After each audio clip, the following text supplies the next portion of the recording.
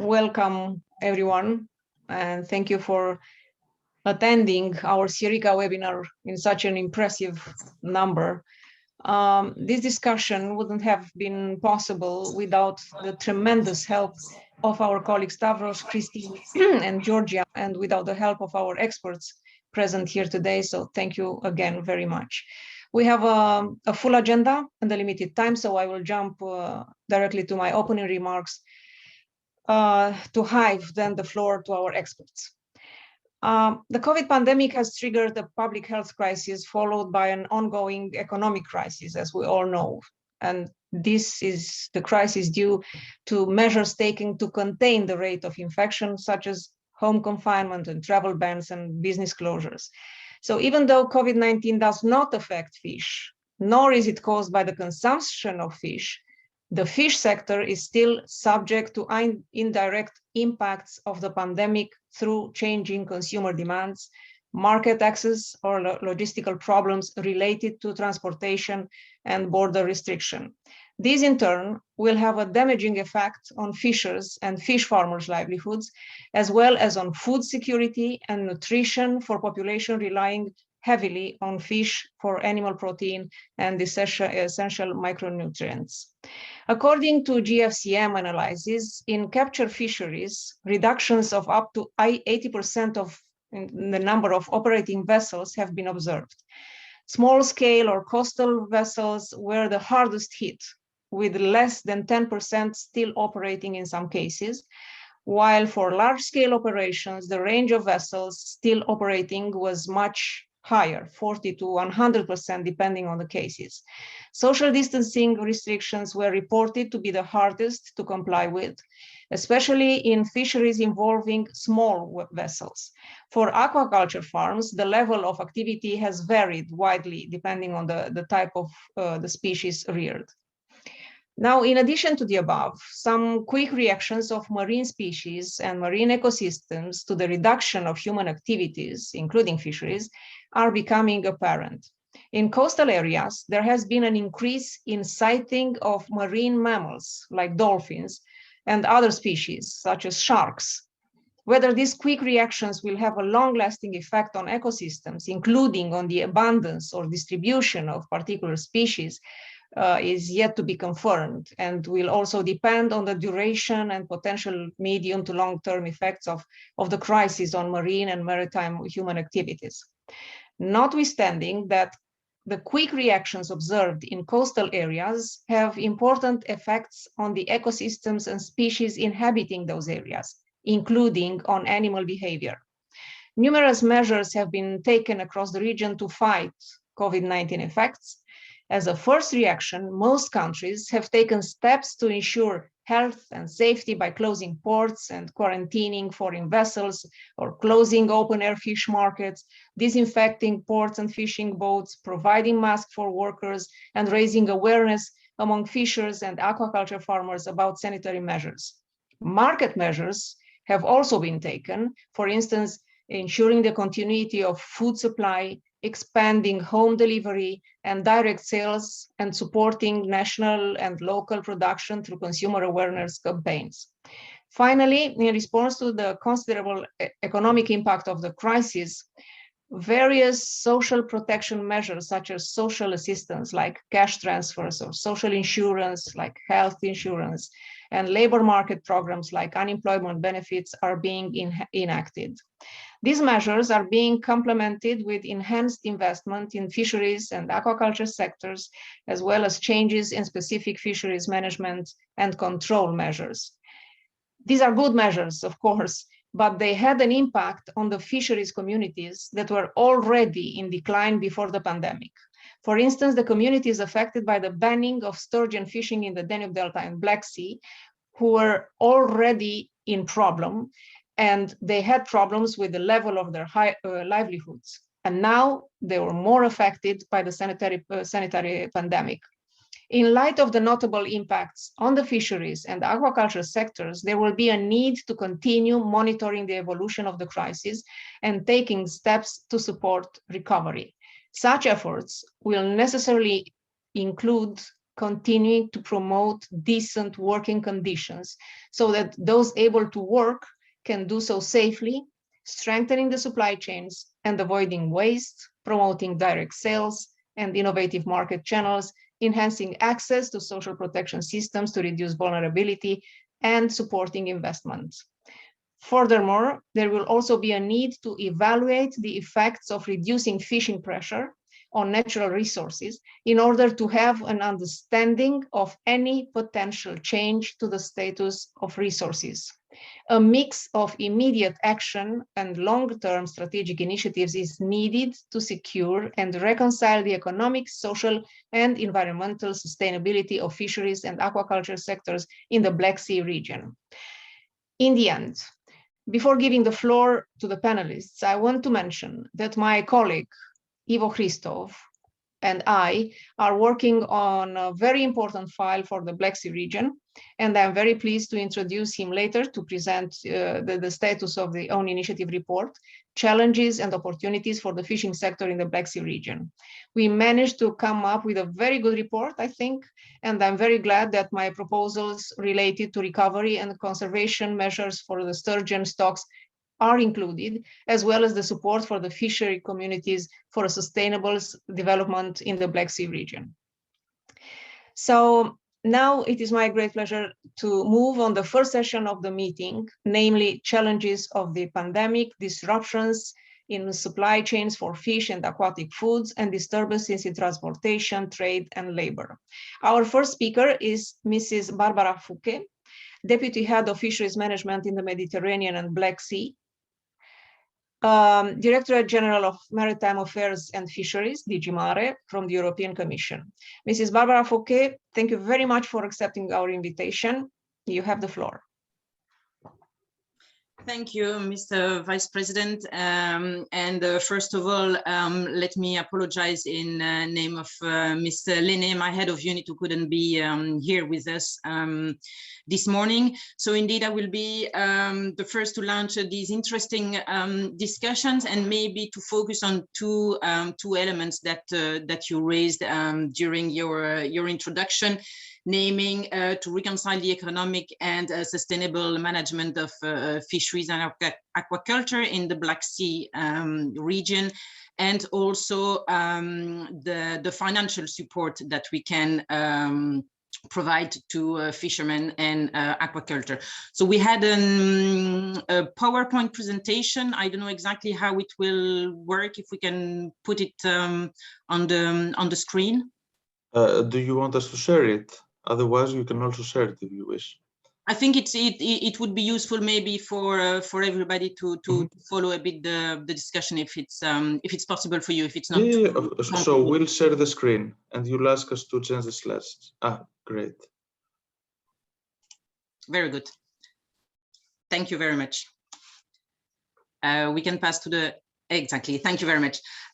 So first of all, I would like to present you the overarching framework in which we are evolving in the Black Sea, and first introducing the Sea Basin Initiative to support regional cooperation for ensuring a more sustainable blue economy, which encompasses all economic activities, including the sustainable exploitation of the fisheries. And this is the Common Maritime Agenda for the Black Sea. This was endorsed by the 2019 Bucharest Ministerial Declaration, and it offers really a unique regional framework for cooperating on all these blue economy sectors. And this Common Maritime Agenda has three goals. As you can see, the healthy marine ecosystem, the innovative blue economy, and the investment. And we'll see later that those three goals translates in 10 priorities and related action. So the implementation of this CMA was launched in February 2020, and key regional organizations are partner of this, like the BSEC, the BSC, the Gfcm, and the CPMR.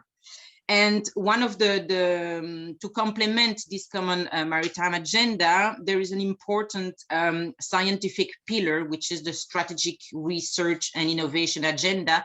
And we'll come later on that.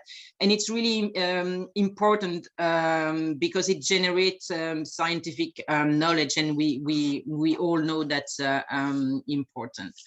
And in this common maritime agenda, we see that the sea basin cooperation on maritime affairs and blue economy has proven to be a really strong tool to enhance sustainable growth opportunity, to tackle common challenges, and to reinforce regional dialogue. And we'll see throughout this presentation that this is a really key element, this regional dialogue between all neighborhood countries.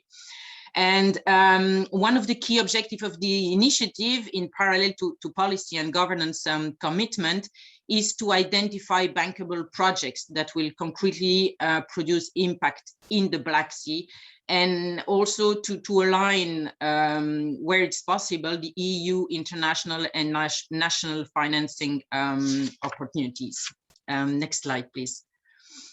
So here you can see really the three goals that are translated into 10 priorities, and those priorities are then put in place through different actions. And I will here take some time on the first goal, which is the healthy marine and coastal ecosystem. As we all know, the Black Sea and its coastal and marine ecosystem are at risk due to a number of factors coming from climate change, pollution, impacts from different sectors, including fisheries. And here the challenge is to ensure the environmental protection and the sustainability of the exploitation of those marine and coastal resources. And again, here the regional cooperation is essential.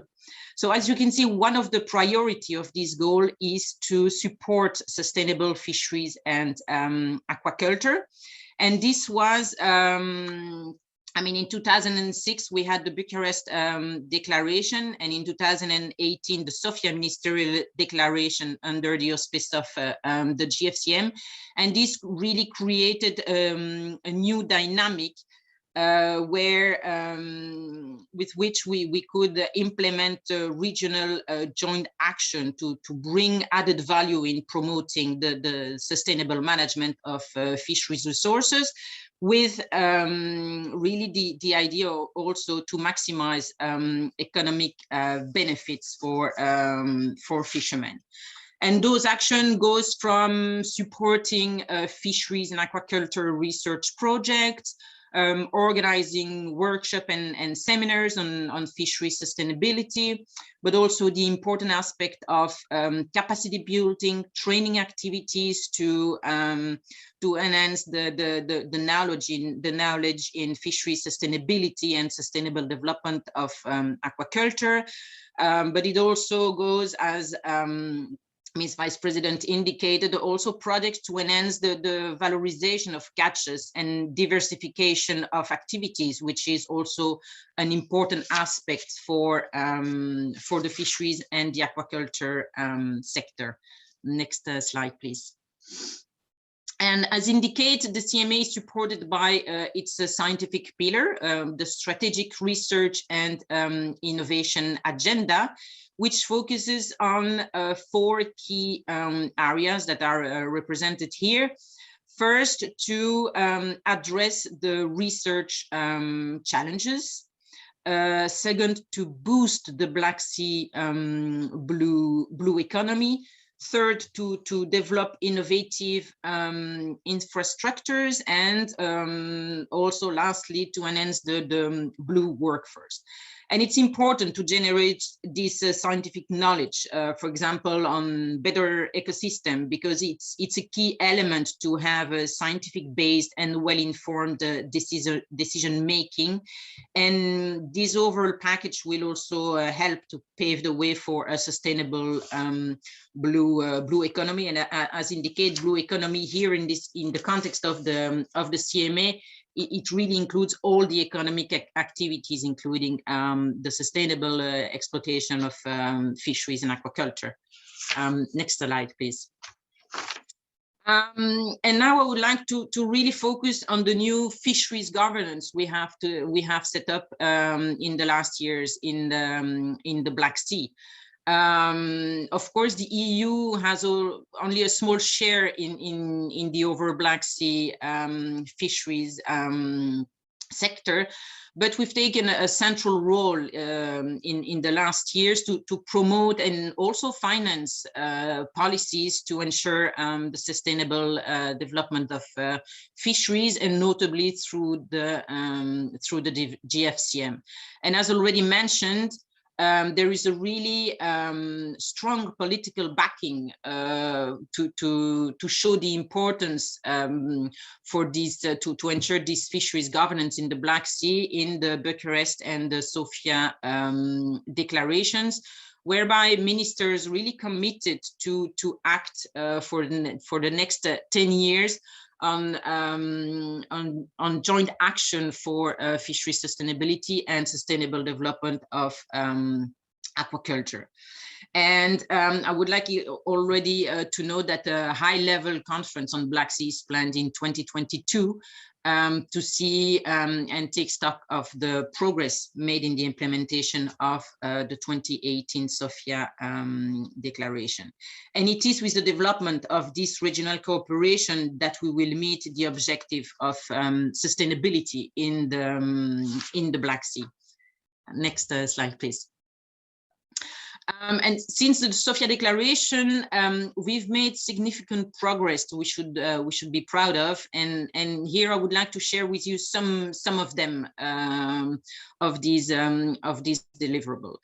First, of course, the EU is sponsoring a number of conservation measures at GFCM level, but as indicated earlier, we also provide important financial support to not only to make sure that we are adopting management measures at regional level, but also that is backed by financial support, for example, a grant of 4 million in the GFCM, and also 1 million for the Black Sea for fish, which support actions for sustainable exploitation. And I will just come back now. This Black Sea for Fish project helps to improve the scientific advice and the data collection. For instance, it implements the first regional project, research plan, for the Rapana fisheries. It also carries out regional surveys to improve data collection. It's meant to also increase the scientific knowledge on interaction between environment and fisheries, but also climate effects on fisheries. So it encompasses a lot of different activity to really improve this scientific advice. Then another example or deliverable of this new fishery governance is the success story of the aquaculture demonstrative centers, where scientific experts, but also the private sector, they all come together to develop a sustainable aquaculture, and they exchange knowledge, best practice on Black Sea aquaculture and its specificities, and it's really a success story. And then another maybe important deliverable that we had in the last years is the first regional multi-annual management plan for turbot fisheries, which is an iconic species in the Black Sea. So it was adopted in 2017 in the framework of the GFCM. It's really a landmark for sustainable management of this species. And in 2019, this map was revised to introduce several elements and to improve this management plan with a catch documentation scheme, with a pilot project on joint control and inspection scheme, and with also training in terms of control. Next slide, please.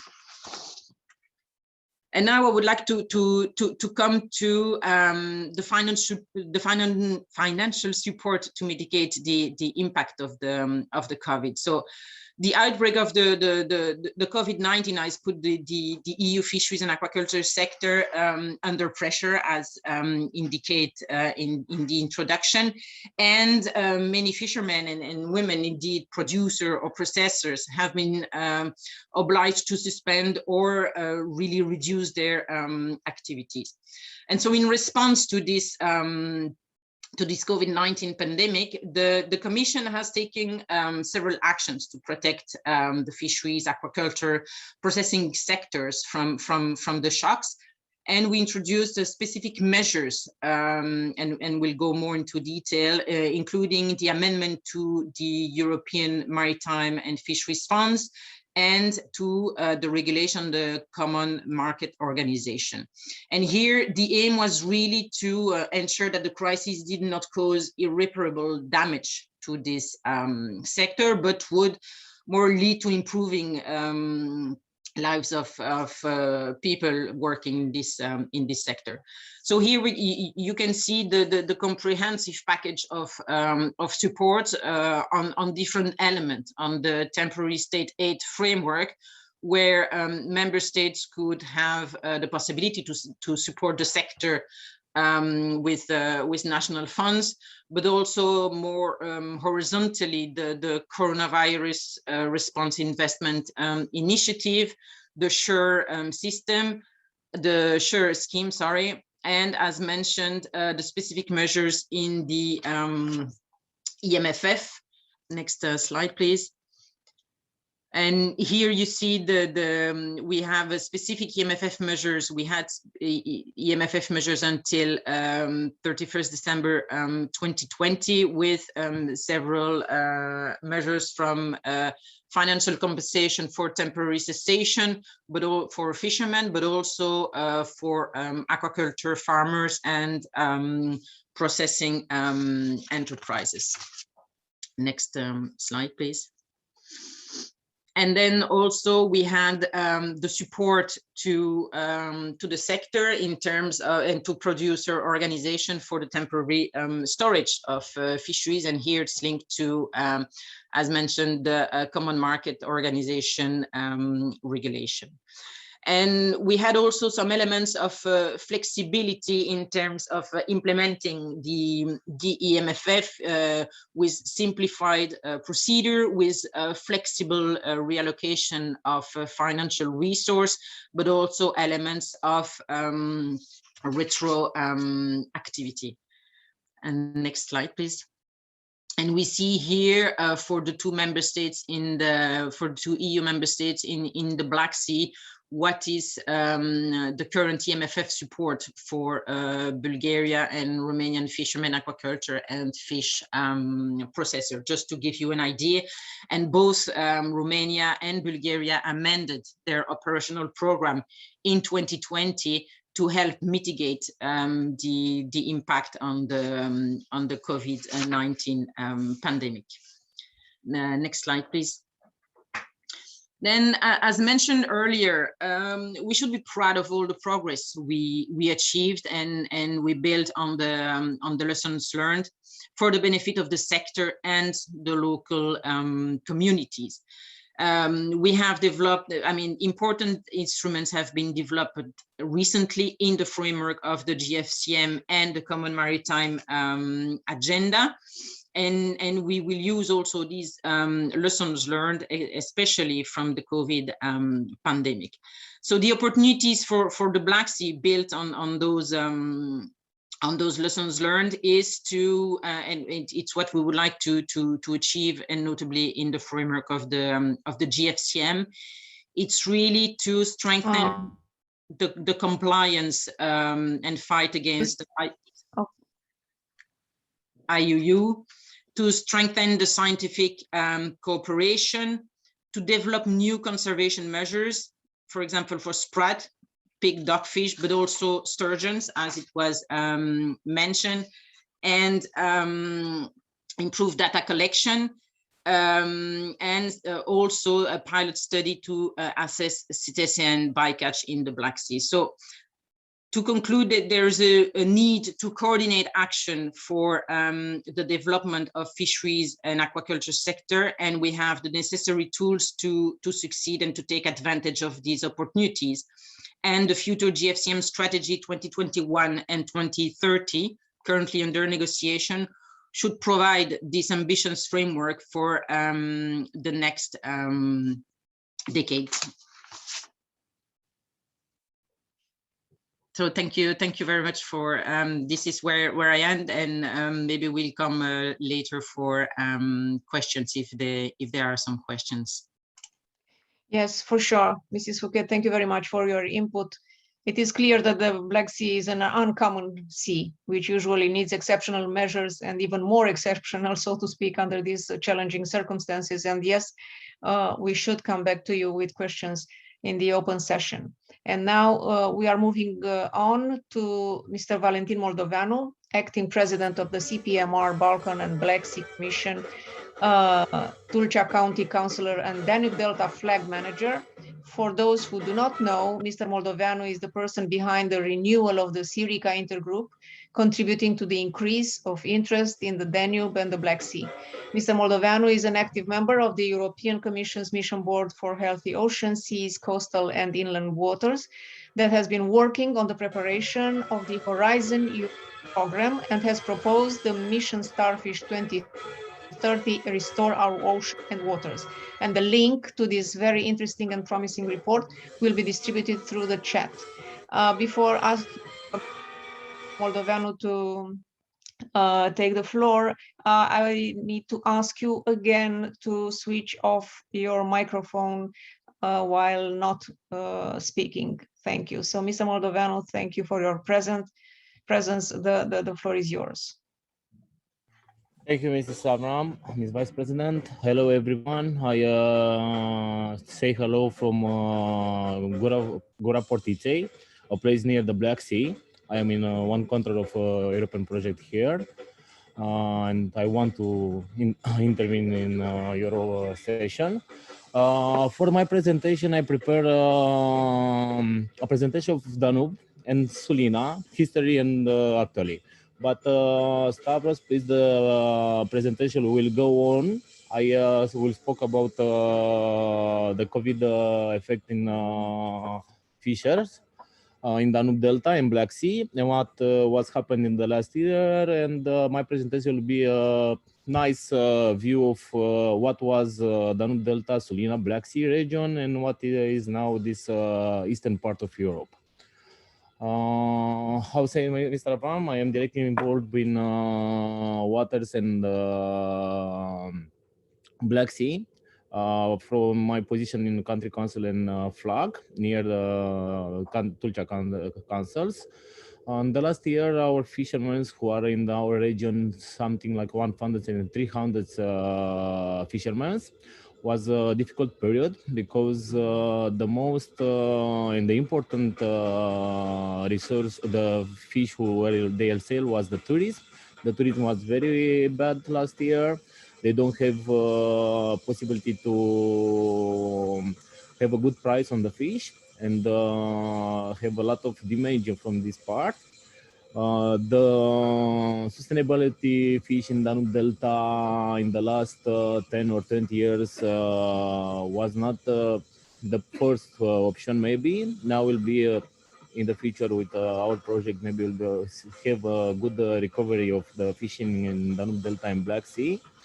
For the first time last year in the coastal of Danube Delta and Tulcea region of the Black Sea, we started a new project, a project of research of shells and vongole, who has good result. And we suppose in the maybe next year or 10 years, this new research, economy research of new kind of fishing, so will be the first issues of our fishermen and the new economy for this area.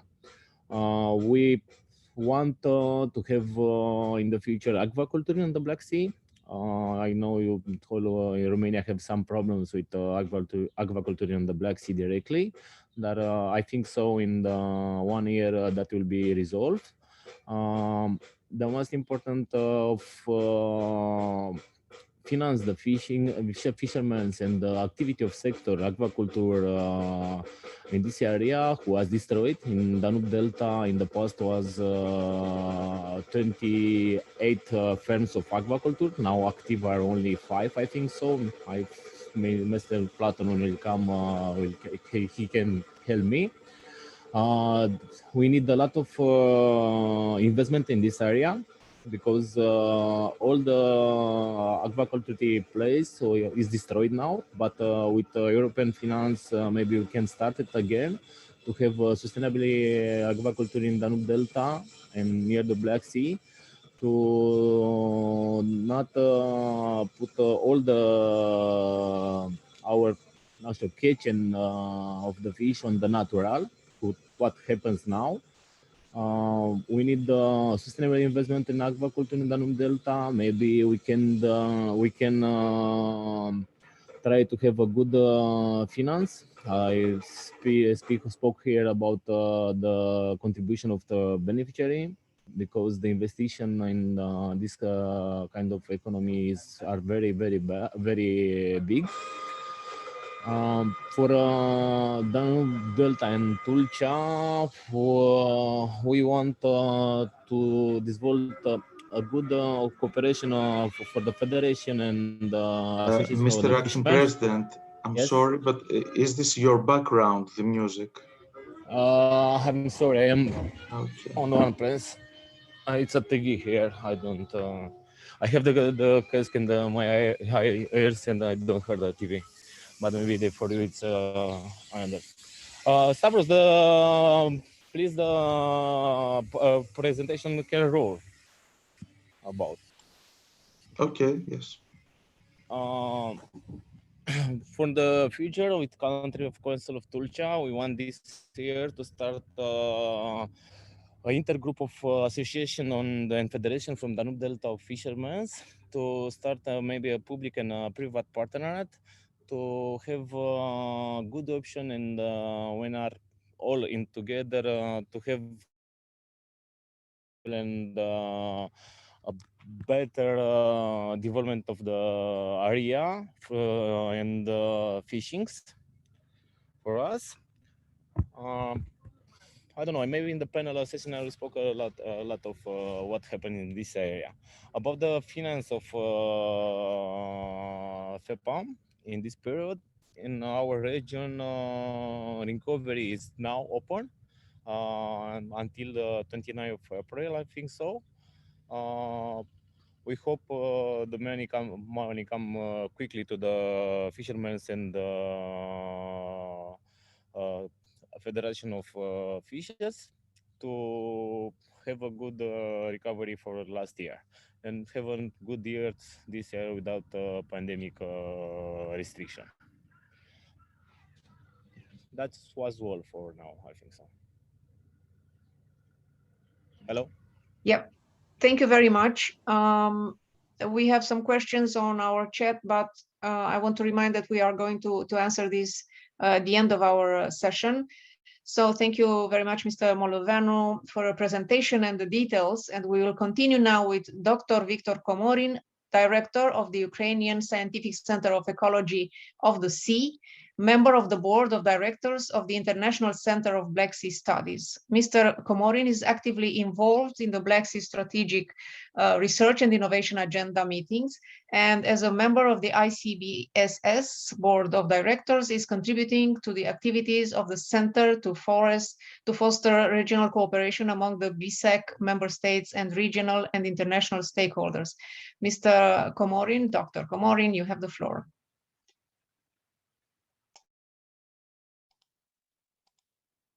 I'm afraid Mr. Komorin had a connection problem, so we can move on to the next speaker until he solves it. Thank you. Yeah, thank you. I hope he will solve it. soon, because he has also a very interesting presentation. So now I will introduce to you now Mr. Cătălin Platon, President of Romfish Association, a representative association for Romanian aquaculture sector, and member of Aquaculture Advisory Council. Mr. Platon is well aware of the challenges of the sector. So Mr. Platon, the floor is yours.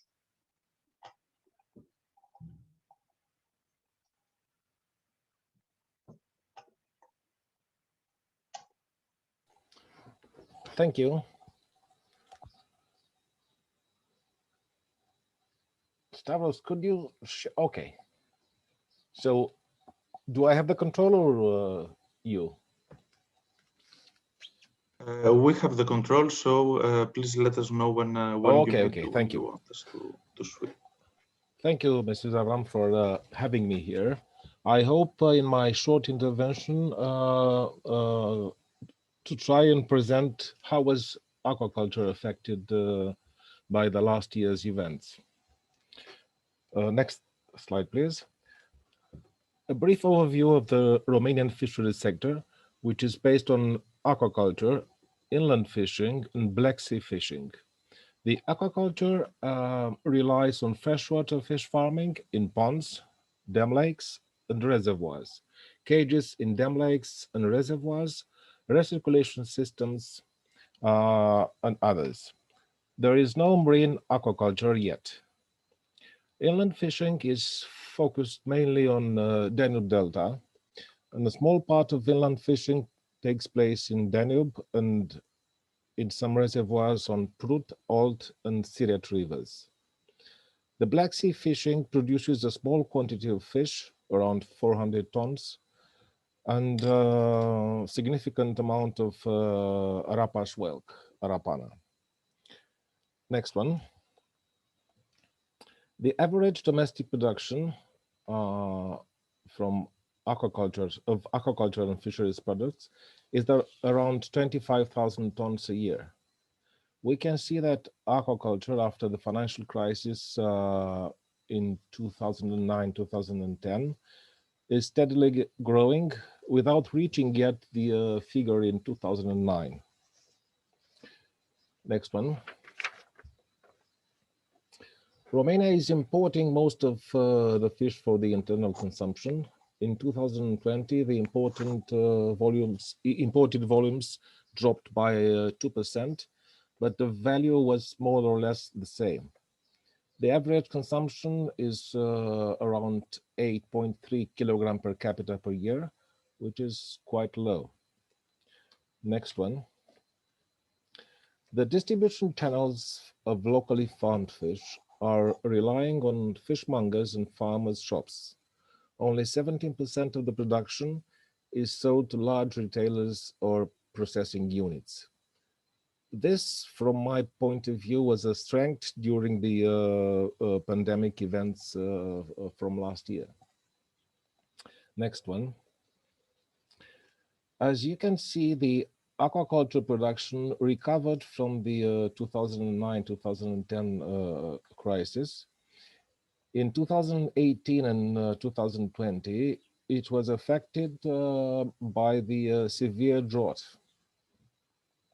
The Romanian aquaculture is based mainly on fish farming using two groups of species, which is common carp with associated species like silver carp, bighead carp, grass carp, and Prussian carp, and also carnivorous species like zander, pike, and European catfish. This type of fish farming, which is polyculture, uses the full trophic potential of the water, having also the lowest carbon, greenhouse gases or nutrient fingerprint in animal husbandry or even in aquaculture.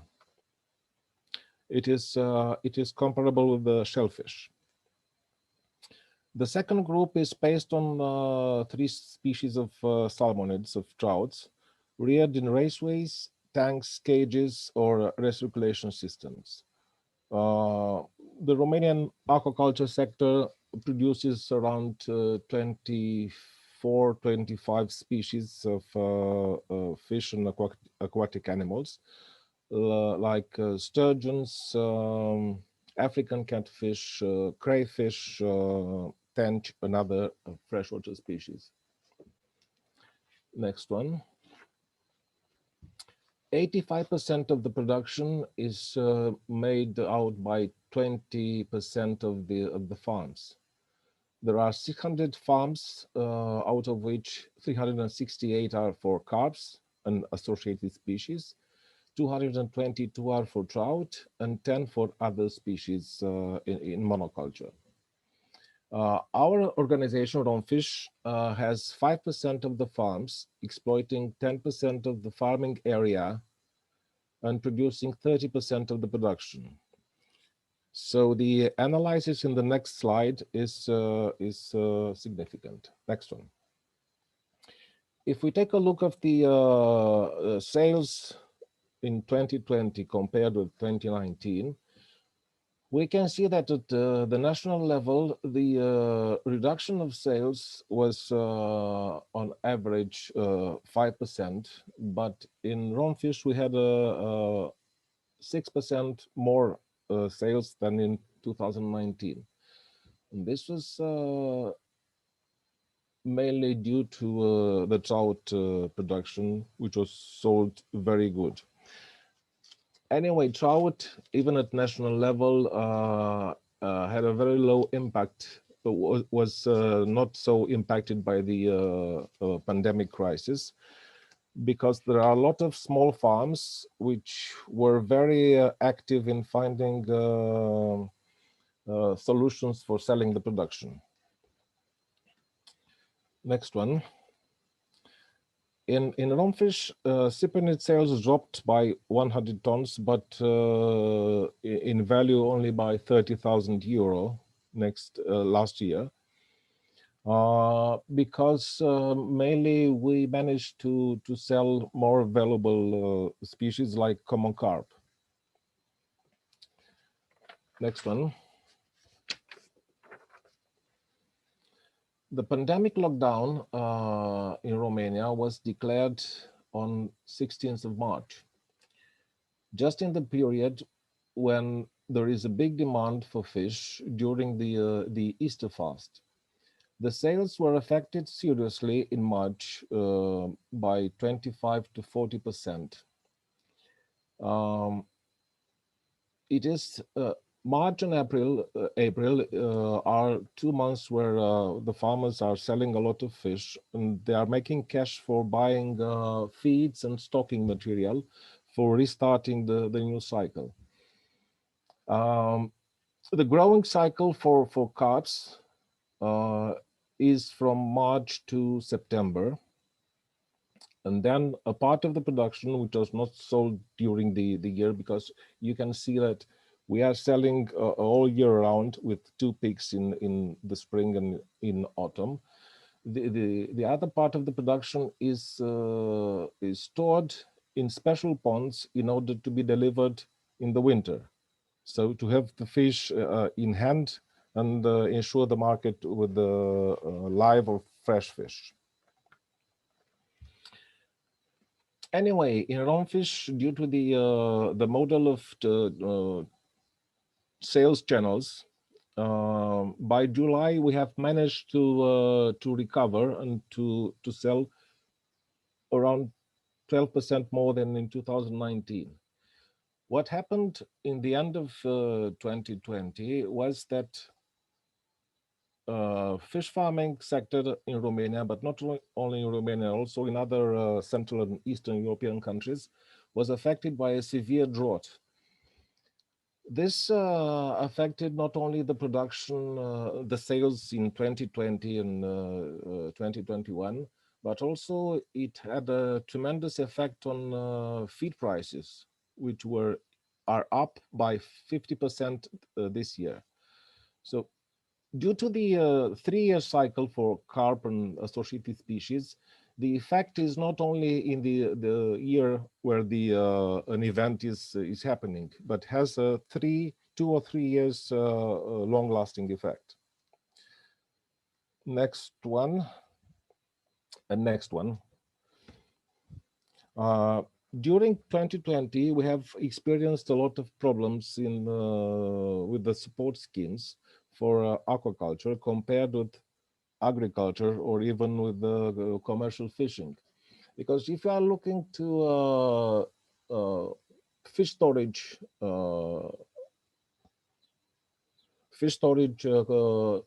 payment, this is valid only for commercial fisheries products. The legislators do not take into account that carp farming in Central and Eastern Europe has a specificity, which is parking, storing the fish during the winter in order to have the fish for the market even in the winter times. Also, the workforce was permanently challenged by other agricultural or non-agricultural businesses offering greater salaries.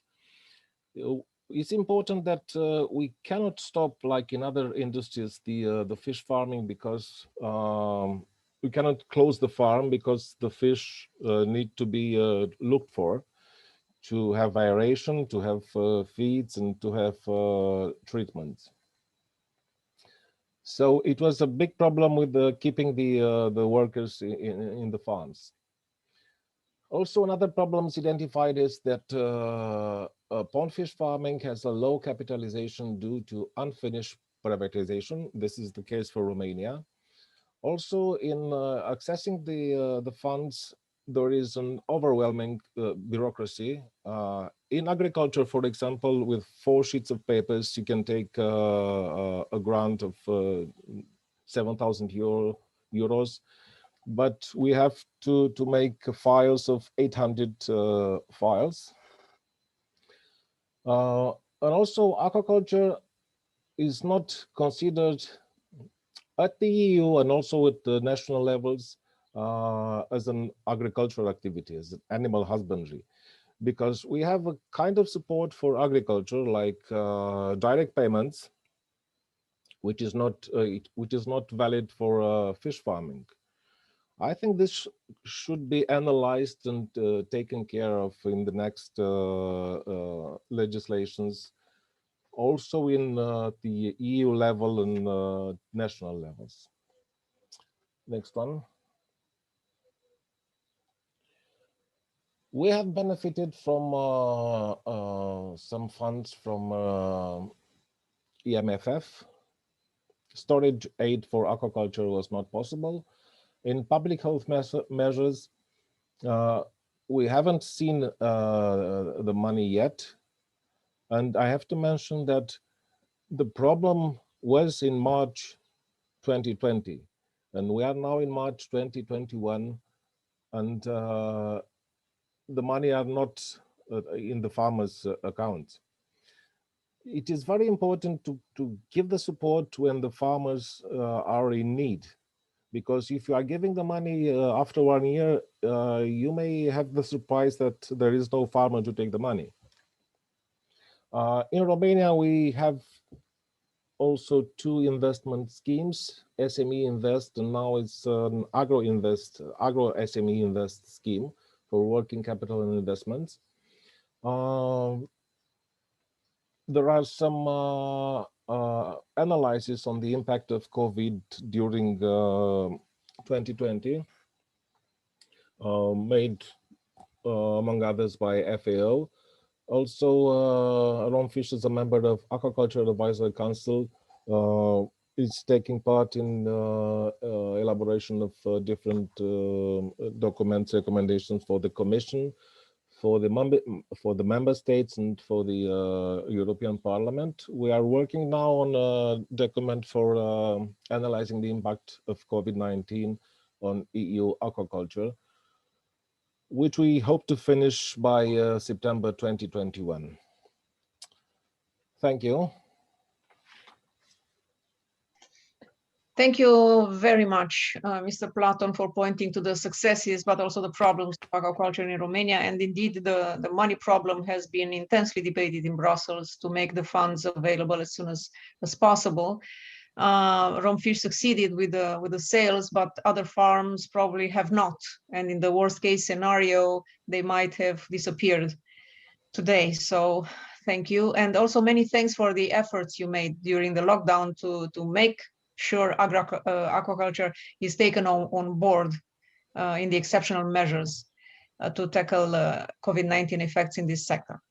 I understand Dr. Komorin is online now. Oh, good. Good to see you, Mr. Komorin. Thank you very much for joining our meeting. We are eager to hear your presentation.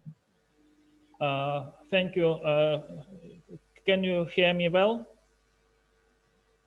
Yes, we do. Can I show a presentation from my computer? I think yes, as you prefer. Yes, yes, of course. Thank you. Okay. 1 minute.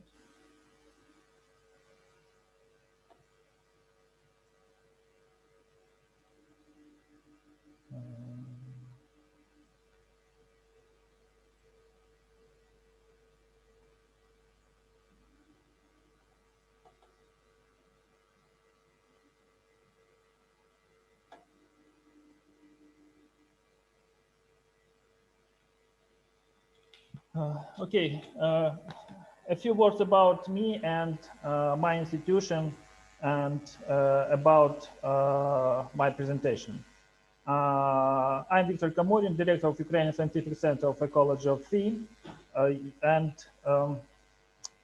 my institution is the main institution of Environmental Ministry of Ukraine in framework of marine science, marine ecological protection. And now the main institution for implementation such directives as Marine Framework Water Directive and Water Directive.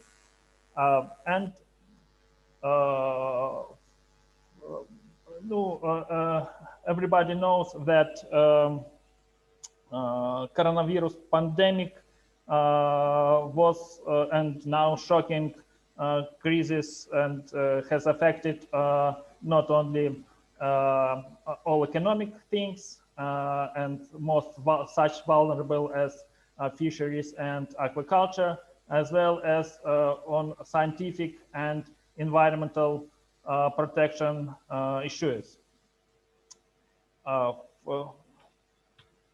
Yes, we have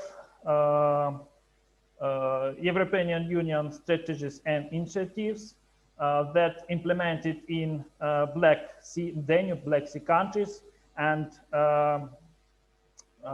for most of them now we review for understanding how we should use these rules in new conditions when we have pandemic conditions. And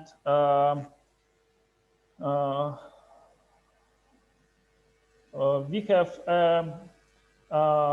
legislation for our possibilities, and during last 10 years, 10 years, there were different approaches for understanding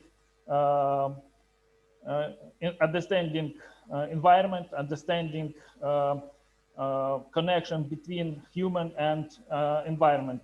And one of the most important instruments that include all other instruments of European Union, this is a MSFD directive.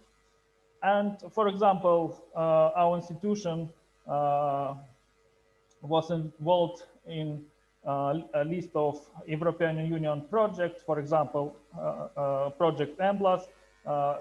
We investigated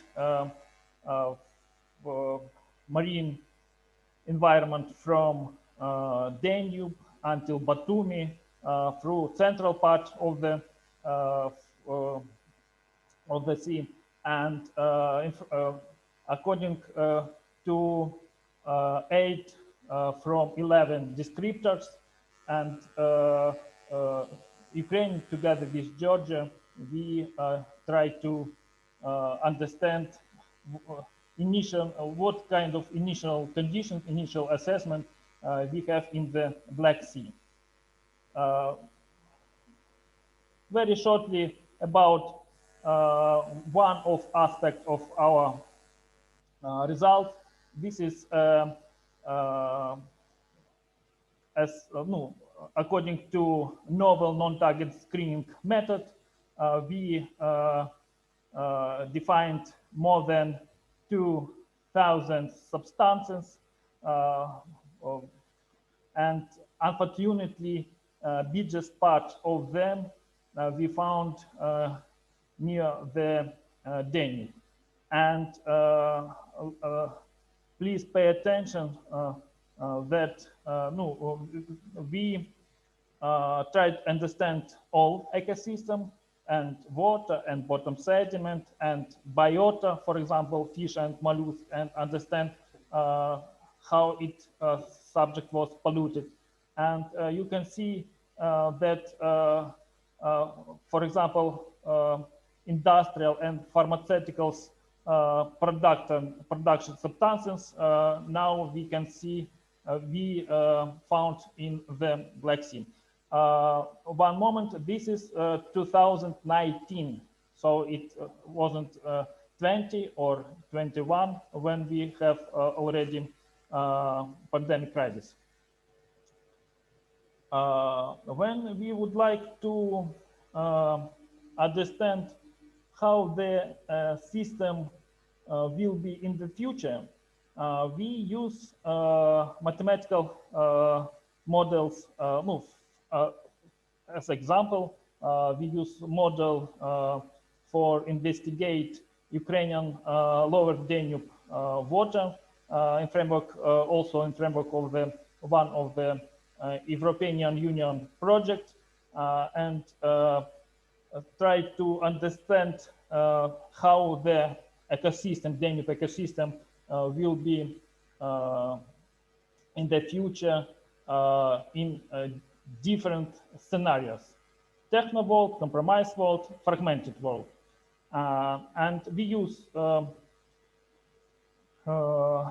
result climate models. We used a result of trends, main characteristics, main pollutions was we obtained in the Danube river, and our main result, unfortunately, in 40 years, the biomass of the fish will be less in any case than now, but compromise world to give now to give possibility make it less. So if we use ecological special actions, we have more biomass fish, biomass other biological biological elements. As a rule, when we talk about impact COVID to the environment, we think that environment is better. For example, CO2 less because human activity is less, but less, not much more than we need for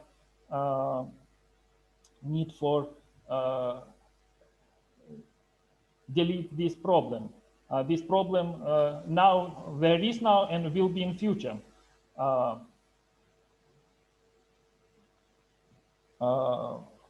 So in the long-term perspective, any global problem that we have for now, there is will be in long-term future. Unfortunately, many environmental programs, observer programs, monitoring programs had to be postponed due to lockdown, due to quarantine measures, and all these things give us thinking about that environmental effects will be more hard than we think about that. I already told about our result during EMBLAST project, when we found a lot of pharmaceutical substances in the sea environment, and for now, I think we will find rather more ones because environmental actions less according to quarantine and crisis measures. So when we look to the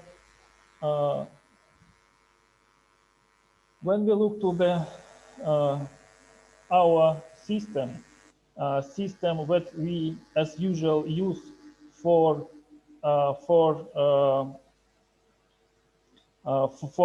our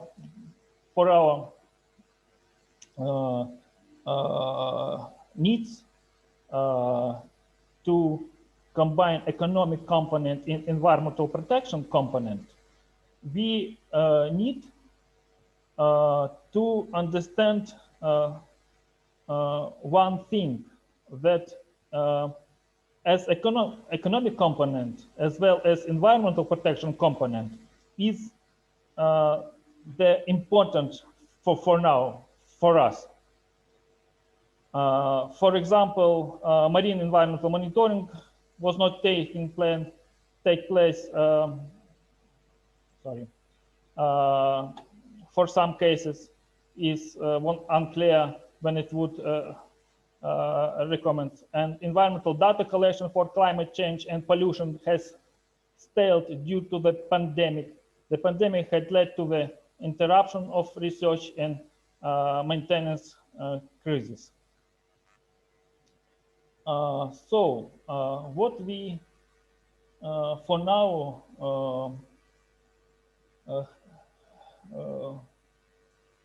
including our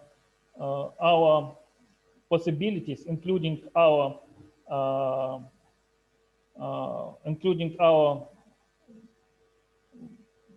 needs, we can do.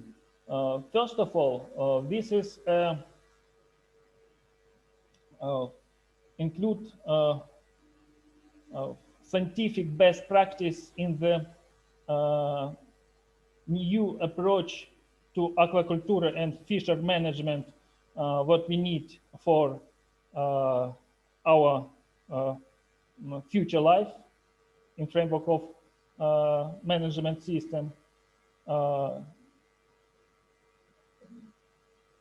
Prudent to conduct independent scientific review to ensure the long-term plan and mechanism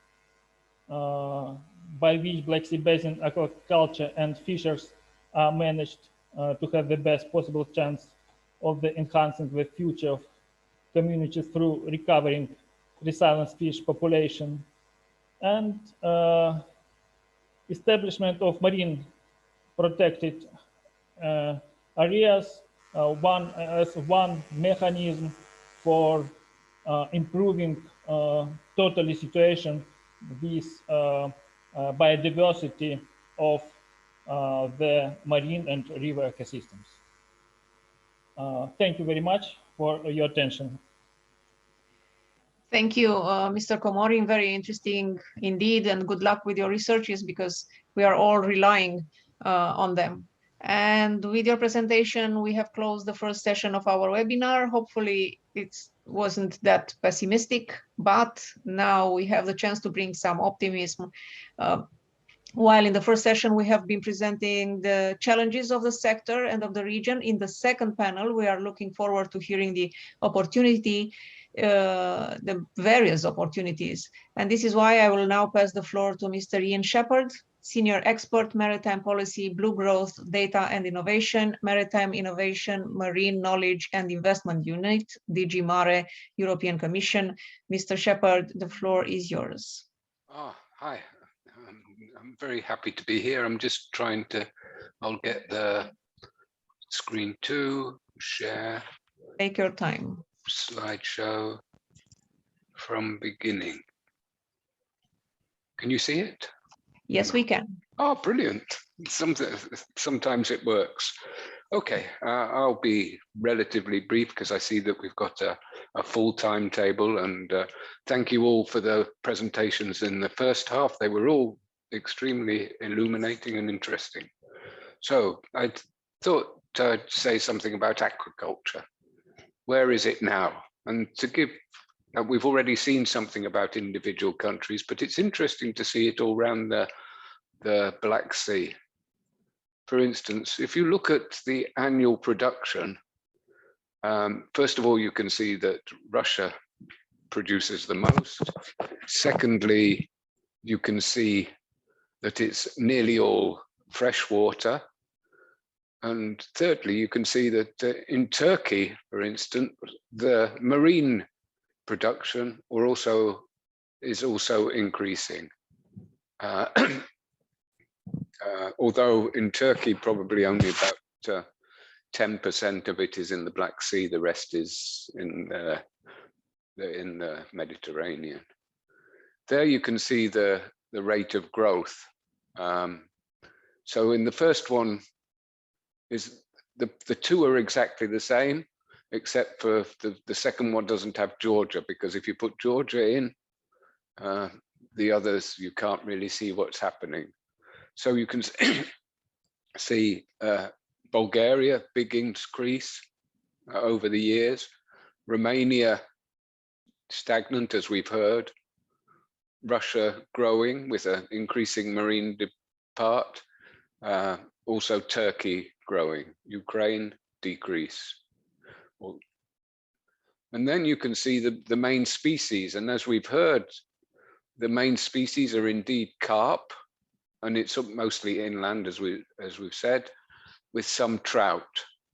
I know that Turkey is beginning to try to rear some trout in the Black Sea. And also shellfish, we only see really as a significant proportion in Bulgaria. So where's it going? So we have to look at the EU Green Deal, which has massive targets for the next 50 years, 30 years. So decarbonization, a 55% reduction by 2030, zero carbon by 2050. Farm to fork has objectives of food security and, as we heard before, neutral or positive environmental impact. Biodiversity, they want to widen protected areas. And then there's a zero pollution, which will be announced. It's announced that it's coming, the details will come later, but it will be better to monitor pollution from air, water, soil, and consumer. And there's also a circular economy, again, for sustainable products and empowering consumers and circular production. So what might it mean for aquaculture? Well, we should look more at algae and shellfish. There's already some production in Bulgaria, as we've seen. It contributes to the circular economy because it doesn't need feeding and it recycles excess nutrients. Biodiversity, It relieves the pressure on the fresh water and the land because you're producing protein at sea. Decarbonization, it has very low greenhouse gas emissions per kilogram of protein. And the Commission is preparing initiatives on marketing standards and an algae strategy. Then we have to save the Danube, which is Europe's greatest river. Can we get them back? The famous sturgeon, which is almost disappeared. And one of the problems is all the blockages, dams and weirs. They block the migratory fish, not only the migratory fish, also the resident fish. Ponding, so that it makes ponds, so you get different types of fish there. And then you get irregular channel flow, which disrupts seasonal spawners. Solutions, there are solutions. You can remove the dam or the weir, which is the preferred solution. You can make fishways or the flush flows. These are the big flows that come sometimes when they release water from a dam. These disturb the marine life, the freshwater life, and so if they're reduced in magnitude and frequency, then they should be, then the impact would be less. So we got most of this information from a very nice EU project, which unfortunately didn't go to the Danube, but it has, and there it was a citizen science effort where groups of people looked to see what was happening in their own local rivers and mapped all the dams and weirs that could affect the marine life. So the EU is committed to healthy oceans. So what are we looking at? We're looking at research. So there's almost 100 billion euro for the next 7 years. There's partnerships, clusters, innovation, and a big mission. And the mission ocean includes the freshwater as well. So it's mission ocean, seas, and rivers. So there will be an effort to try to look at how the system between the rivers and the sea acts. Knowledge, there's a lot of efforts to try to collect data, make them available, so not only to the authorities, but also to citizens, so that citizens can provide, do continue the work like showed in that last project. So we've got a marine observation and data network. There's Twin Ocean Destination Earth Ocean Observation and an Ocean Observation Initiative.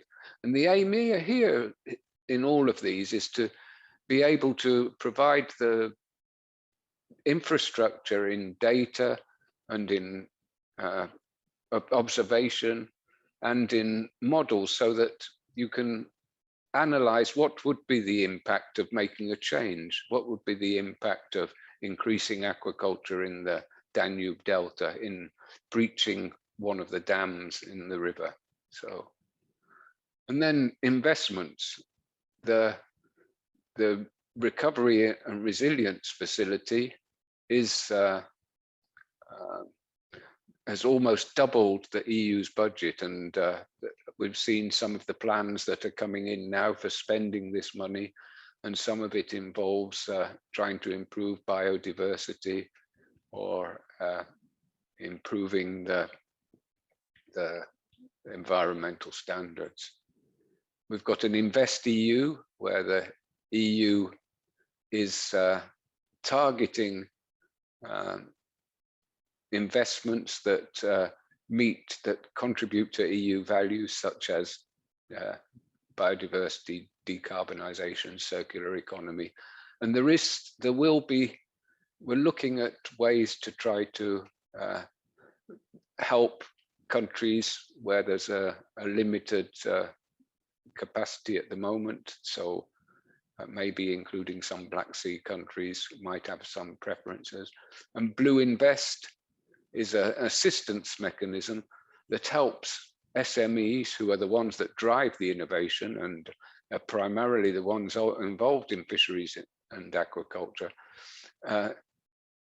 improve their business so that they can attract finance. And some of this, of course, is mainly for EU countries, but others are also for our partner countries around the Black Sea, particularly the research program, in which I know that Turkey, Ukraine, and others participate already, as we've seen. So that's it. Thank you. Thank you, Mr. Ian Shepherd, for your presentation, and thank you for the phrase, "we have to save the Danube." And yes, we definitely do have to save it. The moment the national governments will understand, the Danube will be half saved. And this is why I have recently submitted a pilot project to save one of the iconic fishes of the Danube, the sturgeon, and let's hope the Commission will approve it. We will now move on to Dr. Boris Salioglu from Black Sea Strategic Research and Innovation Agenda and Black Sea Connect Coordinator. Professor Salioglu is the director of the Institute of Marine Sciences of the Middle East Technical University in Turkey, and very active in different fora and projects that allow him to have a global image of marine developments worldwide and many fresh ideas to contribute to the Black Sea. Mr. Salioglu, good to see you again, and you have the floor. Thank you, dear honorable member of the European Parliament, Ms. Avram. Thanks for the kind introduction. And I also would like to thank the organizers for the invitation. And it's a nice coincidence that today is the Earth Day. So it coincided with this nice event today.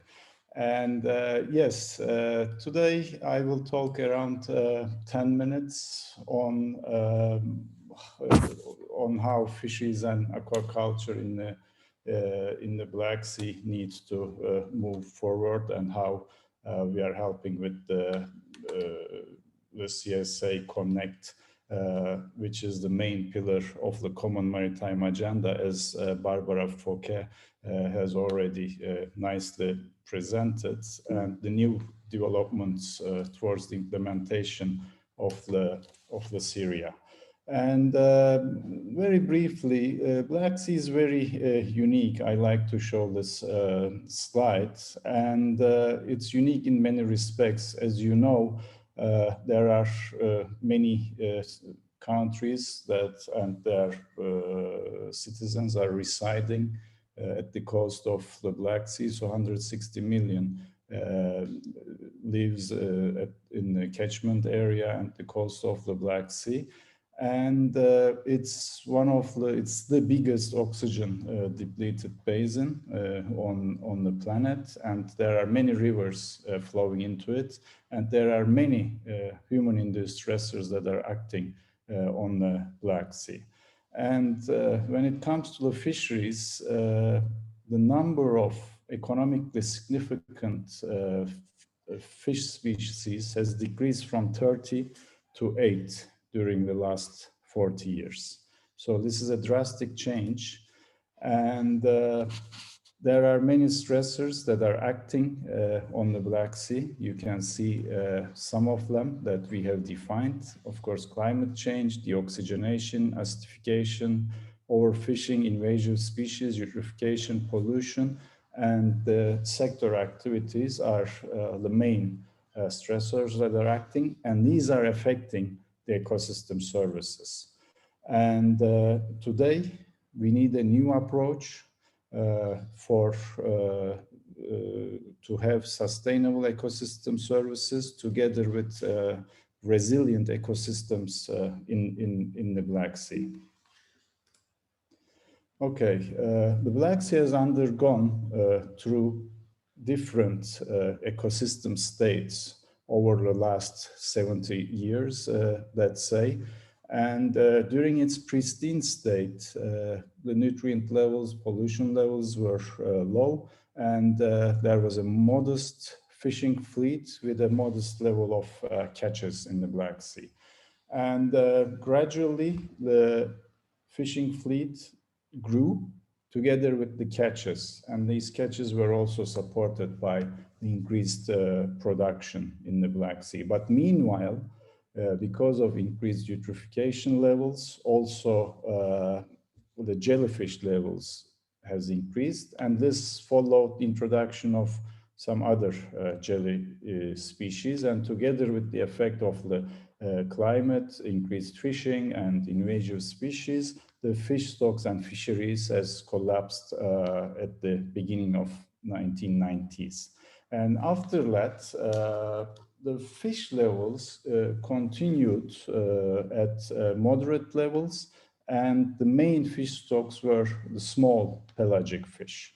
The bigger fish species were mostly depleted. And today, again, the catch levels are quite low. Sometimes it goes down to 150 kilotons. And again, it's mostly the small fish species. And with the increased pressure from climate and fisheries, it's possible that there's a new collapse ahead. And of course, we will see the effect of Covet on the system.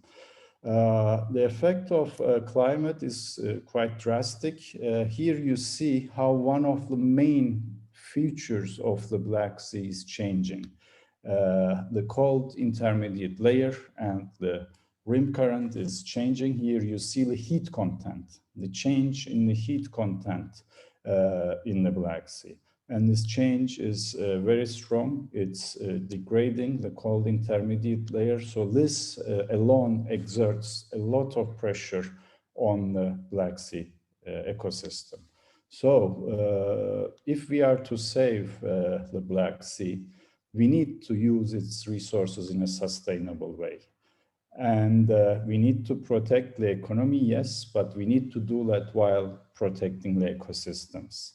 And as the strategic research and innovation agenda developers, we have defined certain focus areas that can help the economy while protecting the ecosystem. These initial focus areas with potentials are biotech, mineral resources, renewable energy, tourism, and sustainable seafood. And how we develop the strategic research and innovation agenda. This initiative, the Blue Growth Initiative for the Black Sea, was launched with the support of the European Union in 2017. And the development of the agenda has started in July 2017. And the Burgas Vision paper was launched in around 1 year later in 2018, and it was followed by the Bucharest Declaration, and we have launched the SEArica. And the Black Sea Connect Coordination and Support Action followed, supported by European Union. And we have done the first national stakeholder consultations last year during September and October. And we have launched in October the Young Ambassadors program. Okay, so what is the strategic research and innovation agenda? We aim to guide stakeholders from academia, funding agencies, industry to policymakers and society. And this agenda will address all the economic activities, including the established sectors and also the emerging new sectors. And these include fisheries and also innovative approaches towards aquaculture. And at the first step, we aimed at defining national level priorities. So this helps at the national level with the strategic agendas. And we are also developing science-based and well-informed decision-making. And it is, as Barbara has mentioned, this is the scientific pillar of the Common Maritime Agenda. So we go hand in hand. And again, Barbara has mentioned about the 4 pillars. So I will move forward. Under these 4 pillars, if you check them, you see that fisheries and aquaculture are quite important.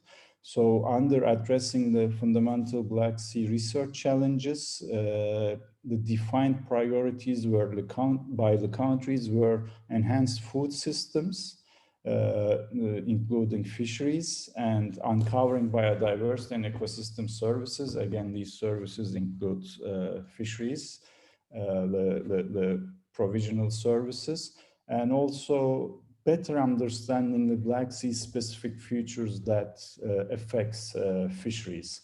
And developing sustainable fisheries is another important action under Pillar 2, and the Pillar 2 is the Blue Growth pillar. And developing innovative tourism services and synergies with the fisheries sector, for example, pesca tourism, is also another priority here.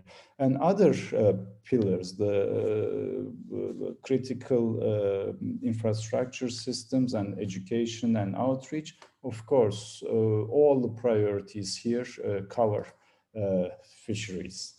And enhancing food systems research, we mean fisheries, recruitment, stock assessment, and sustainability, together with protected areas and biotech such as alternative protein sources from the sea.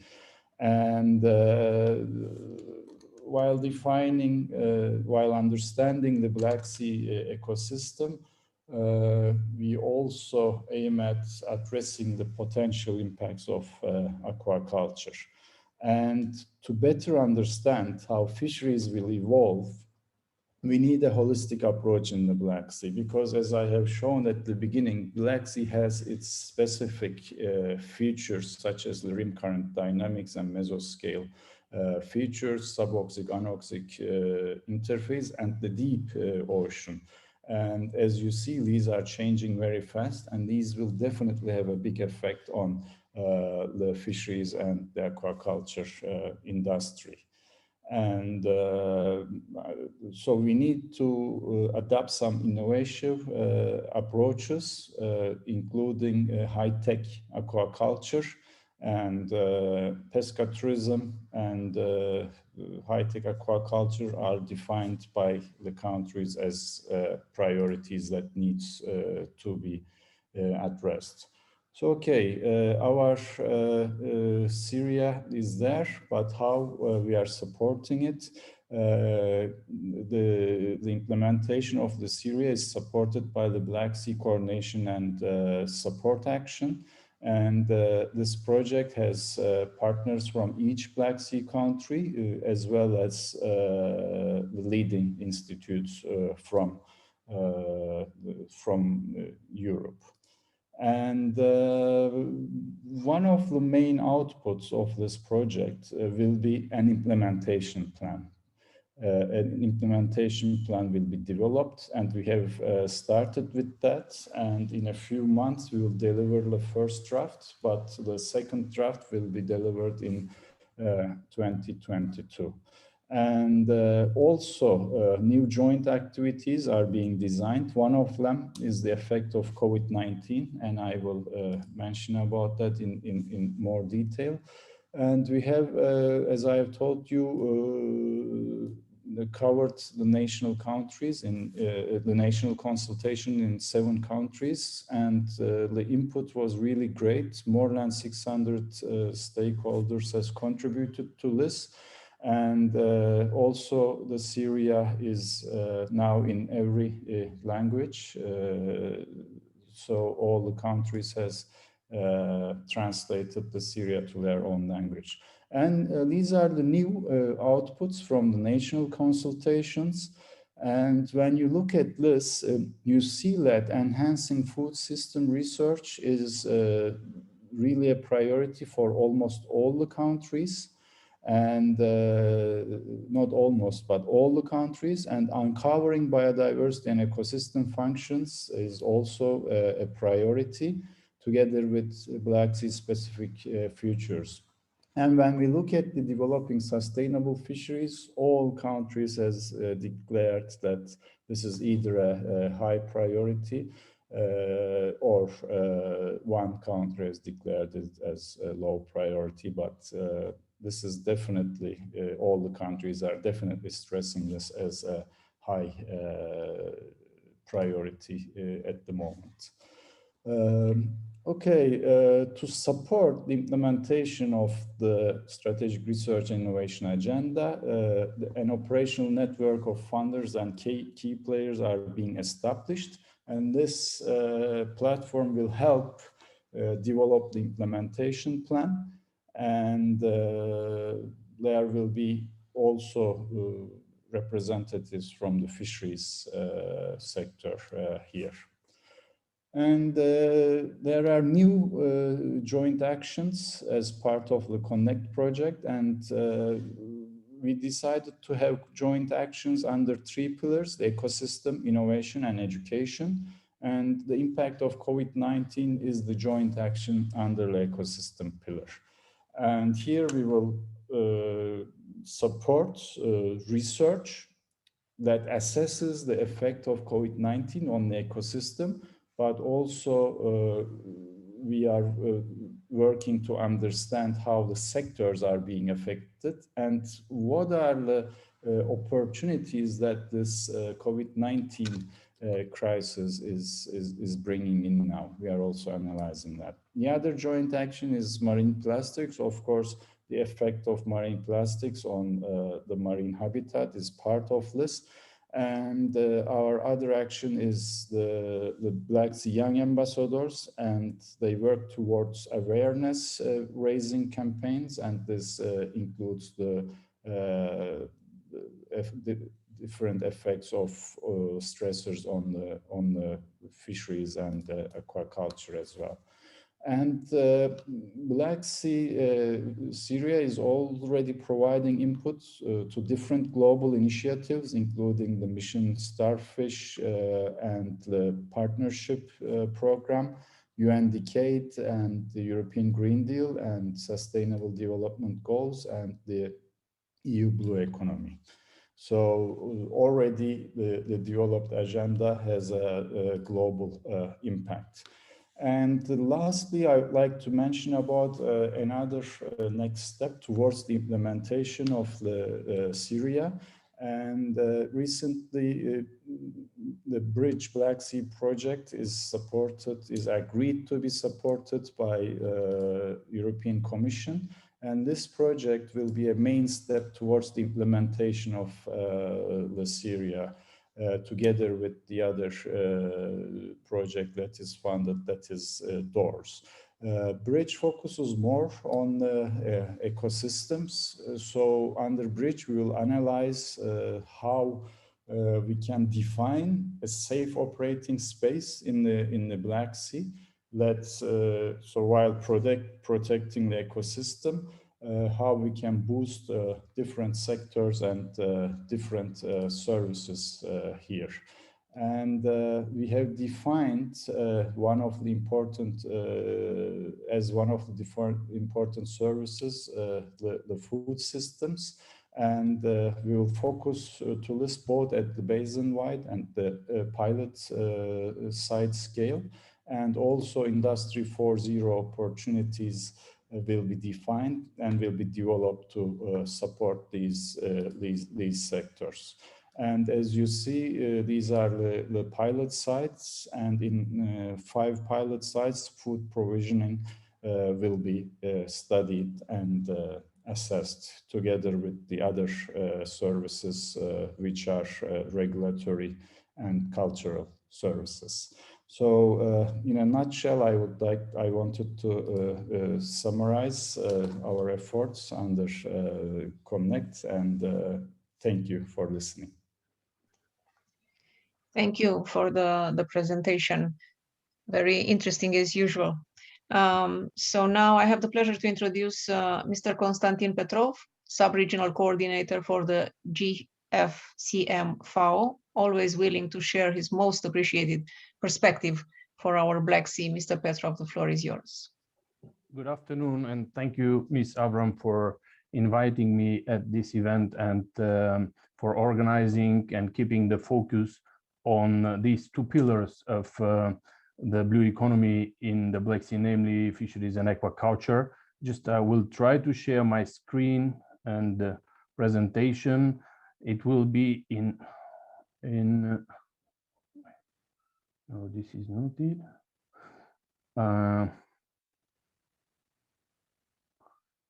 Share. I will try to present it in 2 slots. Just a second. Yes, it worked. Maybe my connection is a little bit unstable, and I will switch off the camera. So it will be. It doesn't work like this. Just a second. Yes. So I will have it in 2 parts. The first one mainly focusing on key facts and figures that will pave the way for the second one, where we could concentrate on the next steps and the opportunities. Let me just present. I'm sorry, because we don't see it. Would you like us to share our screen? Don't you see the presentation? Yes, please. Not yet. Okay, yes. We'll share our screen then. Yeah. Because on my screen, it's running now. Yeah. Okay. Thanks. We can go to the second slide. And I would like just to present to you the dimension of fisheries for the Black Sea. It is more than 11,500 vessels operating in the Black Sea fleet. And you can see that the share of the small-scale fleet is around 91%. The total revenue is about 350 million total revenue, and half of it belongs as well to the small-scale fisheries. And then we have the onboard employees and jobs that are more than 20,000 people, which makes 74% belonging to the small-scale fisheries fleet. And you can see that the main objective of the GFCM in the region is the conservation and sustainable use of living marine resources and the sustainable development of aquaculture, together with persuading the United Nations Sustainable Development Goals. Let's move to the second slide, to the other one. This is the structure of the Commission.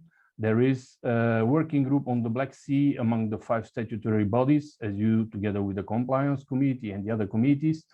And this working group is supported for the implementation of its working plan by the Black Sea for Fish project, which is a cooperative mechanism among scientists within the GFCM. And it concentrates on providing scientific advice and stock assessment, assessing the IUU levels in the Black Sea to support the small-scale fisheries activities. And there is a technical sub-regional unit in Bulgaria as well. The Commission is liaising with other regional bodies. You can see them on the right side. These are all regional bodies and organizations that are acting in the Black Sea. Next slide, please. So what is in fact very important to be mentioned, that all the activities are developed on the basis of the common vision. And you see on the left side the policy commitments that were undertaken through the Bucharest Declaration and the Sofia Declaration, as mentioned from some of my colleagues. And the main commitments are for regional governance, involving all interested parties and stakeholders, data collection and scientific evaluation, ecosystem-based fisheries management, and a fight against IUU, together with sustainable small-scale fisheries and aquaculture. On the basis of these commitments and the implementation of the MID strategy objectives, we have outcomes and progress, again mentioned from some of our colleagues, so I will just point out one or two of them before going to the next slide. This is the adoption of common regulatory framework, closure periods, set of minimum standards for bottom set gill nets. We have common assessment of stock status of priority species and the implementation of the regional plan of action for sustainable small-scale fisheries. Please, yeah. Now, just to draw the attention on the Black Sea for Fish project that is supporting the implementation of the working group plan, a working group for the Black Sea planning. The Black Sea priority species are identified for which advice should be produced based on a combination of criteria. And you see that the socioeconomic importance and the environmental dimension of fisheries is mentioned as well. Below are the priority species. The project, in fact, targets the irregular regional expertise in stock assessment and to improve the technical capacity in the Black Sea. And these are outcomes that on the basis of them, there are next steps and the future planning. So please, the next slide. I will be a little bit more in a rush here before I come to the second part. So these are the success stories as well mentioned in the previous presentations. The Black Sea for Fish project, Turbot multi-annual management plan, and the aquaculture demonstrative centers. And we are witnessing the increase in funding on our activities. So next slide, please. And not to omit mentioning the Gfcm midterm strategy that was for the period between 2017 and 2020. And you see the achievements in the analysis. This brought more productive and sustainable fisheries, and the conservation efforts on the marine environment and ecosystems have been increased. For the aquaculture, the promotion of efficient and regulatory framework and market-oriented productions are witnessed, and the ecosystem protection supported while ensuring animal and human health. Please, the next slide. And this is from the analysis of the impact of COVID-19 on the sector. As you see, this was a shock in 2020. Amidst of all the progress and gaining pace of the activities, we had this crisis, let's say, and you can see up to 80% decrease in number of fishing vessels operating. The production decrease more than 75%. And there was a change in the target species, which is very important because some of the targeted species were not in the priority species of the Black Sea for Fish project. And we see 20 to 70% decline in prices, and as well, very uncertain aquaculture farm revenues, like between 30 and 40% decline. So this was let's say, a moment that shocked everybody. And at the beginning of this crisis, nobody knew how to proceed. But one thing was clear, that the regional cooperation should be strengthened and even, let's say, more flexible to be prepared for this kind of crisis. Next slide, please. So now, when we look at the opportunities and the next steps for the post-COVID era, we can immediately point out that a new strategy, a new common vision is needed for the Mediterranean and the Black Sea. And now this is under preparation, the Gfcm new strategy, which will encompass a period of 10 years.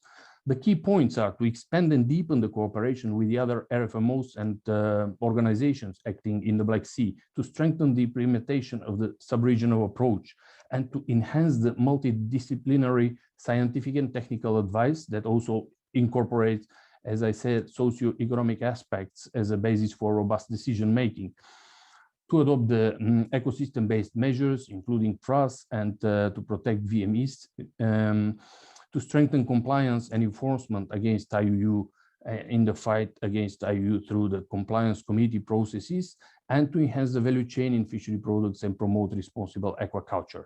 So next slide, you will see the events that are preparing the strategy for adoption. We are having now the plans for the high-level event for the adoption of the new strategy, which will be held in June 2020. And the new strategy, 5 main targets, as you see, are healthy seas and productive fisheries, Compliance and enforcement is a very major pillar in this as a level playing field to eradicate illegal, unreported, and unregulated fishing. Sustainable and resilient sector growing to its potential for the aquaculture, support for the livelihoods and the coastal regions depending on small-scale fisheries, and capacity development through technical cooperation, knowledge sharing, and efficient partnership in sub-regional perspective. Please, the next slide. So we come back again on the Black Sea for Fish project as next step, and you see future considerations and opportunities. This one of the main priorities is all over Black Sea demersal survey to improve the existing surveys and to extend participation of Black Sea countries. Black Sea fish stocks are under changing environmental and climatic conditions, and here the need is to ensure continuation of time series data to support surveys at sea, particularly for small pelagic species, to consider multi-species modeling of fish resources and implement a mass balance ecosystem models. Please, the next slide. So here again, we come to exactly to the events or next steps for the Black Sea for Fish project. We are expecting the Black Sea scientific database to be established, which is gathering experts and knowledge, and to strengthen the application of the regional approach through the Gfcm sub-regional technical unit that is established in 2018 and tasked with the overall identification, planning, implementation, and monitoring of Gfcm programs and activities in the Black Sea region, which is in line, of course, always with the working plan of the Black Sea group and the one of the Gfcm. And as you see, the key results are something like a next step for continuing these initiatives that turn out to be successful, like the launch of the RAPA survey at sea was in 2020, and now it is planned to continue in 2021. The ongoing work for the stock assessment in the group, it's planned for 2021 as well, for assessing the stock biomass towards provision of scientific advice on the state of the stocks in the Black Sea. To continue and even to expand the demersal survey is another initiative to encompass turbot, not only turbot, but pike dogfish and red mullet, and to continue the hydroacoustic surveys at sea for Black Sea anchovy in at the end of 2021. Please, the next slide. Mr. Petrov, I'm sorry, I think you must wrap up because we are running a bit out of time. I'm very sorry about that. Okay, I will just mention the implementation of the regional plan of action through the small-scale fisheries forum that stems from the recommendation of this plan, and the objectives are for the small-scale fisheries, of course, to share knowledge on selected topics and to promote best practices. You know that the targeted groups are small-scale fishers and fish workers. Please, the next slide. So these are the 3 online courses that will be held in the program. Later on, our participants could check them and what is their objective in maybe in the presentations. Next slide. So aquaculture activities, we have 2 existing aquaculture demonstrative centers, and now the work on the expanding the number in the Black Sea continues. So it is expected a 3rd one, as you know, that they raise the awareness on the aquaculture potential in the Black Sea. They're a useful tool for local and national administrations as well. And the creation of the Black Sea Aquaculture Observatory is coming as next, a platform to monitor market developments. And the first meeting on the Black Sea Aquaculture Observatory will be on the 31st of May 2020. Next slide, please. And this is my, in fact, my last slide. This is a fisheries and ecosystem-based management for the Black Sea project. This is GEF Council endorsed the Gfcm project to support sustainability in the Black Sea. You have the GEF project components. This is to strengthen capacity to manage commercial fisheries with particular focus on small-scale fisheries, enhance integration of emerging monitoring, control, and surveillance technologies in the fight against IUU. The duration is 4 years. It will start 2020. Now is the preparatory phase, and the objective is to reverse the overexploitation of selected commercial fisheries in the Black Sea and to ensure that sector remains profitable, resilient, and environment friendly. Just I would like to mention Georgia, Turkey, and Ukraine are supported through the project. Thank you very much, and sorry that I've gone out from the time frame. Thank you very much for your in-depth and interesting presentation. It's just that we are running a bit out of time, and I would like to ask the next speakers to stick to the maximum of 10 minutes, if it's possible, so that everybody can speak and we have a little bit time of questions and answers. So now I'm introducing Mr. Alexei Nistrean, Executive Manager of the Organization of the Black Sea Economic Cooperation Permanent International Secretariat, which represents all Black Sea countries and is actively involved in both the Common Maritime Agenda for the Black Sea and the Black Sea SEArica. Mr. Nistrean, you have the floor. Thank you very much, Chair Lady. I would like to thank you for inviting us to present our, let's say, perspective of cooperation in the field of fisheries in the Black Sea. Also, our colleagues at the CPMR and the ICBSS, because I understand that this event is co-organized by them. I will kindly ask Stavros to show my presentation on the screen, which is already here. We can start it. Chair Lady, I will talk about the prospects of cooperation, as I said, because the second session is about prospects. Now, very small introduction. Next slide, please, Stavros. We are an organization in the Black Sea. We have 13 member states now. We used to have 12. Now 13 with the accession of the Republic of North Macedonia last year to us. We are expanding, and we have many observers, among them the European Commission and the Commission on the Protection of the Black Sea Against Pollution. Next slide. Now, within the area of cooperation in the BSEC, we have many areas. One of them is agriculture and agro-industry. And within this area, the next slide, we have the, Stavros, if you can move, yes. Within the working group, we are elaborating recommendations for the member states, and we have the meeting of the ministers of agriculture, which adopts guiding principles for cooperation in this area. Next slide will show us that we have the priorities of the working group, and among these priorities, you can see only three of them on the screen, which are related to fisheries. This is to follow up the developments in the field of fisheries, to collect and analyze scientific data, and also to promote the elaboration of studies and application of good practices. The next slide we have here, we have the main decision-making body, which is the meeting of the ministers of agriculture of the BSEC member states. In the field of fisheries, they instructed us to cooperate on protection and sustainable production of the generic resources in the field of fisheries, also to implement co-management programs for aquaculture. Next slide, please. We have also the strategic document, which is BSEC Economic Agenda, and one of the goals of this agenda is to look at sustainable management of fishery resources in the Black Sea area. Next slide, please. Now, our related bodies, one of them is Parliamentary Assembly of the Black Sea Economic Cooperation, also makes reports and recommendations. The last one was the State and Prospects of Fisheries in the BSEC member states, which is in 2014. BSEC-related bodies, also ICBSS, also looks into this, let's say, subject, and makes different workshops on the subject. Next slide, please. For the prospects of enhanced cooperation in the Black Sea, we propose that we may establish an ad hoc group on fisheries and aquaculture, and the objectives of this specific ad hoc body would be twofold. First of all, to collect and analyze the scientific data as instructed by our ministers, and elaboration of studies, application of good practices in the field of fisheries in the BSEC member states. Of course, it should be done with the participation of national and independent experts in this field.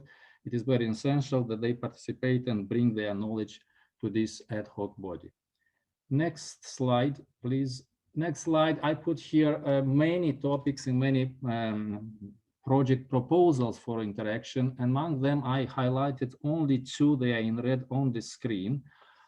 This is the proposal that we may work in this, let's say, direction area and turn them into a full-fledged project in the future.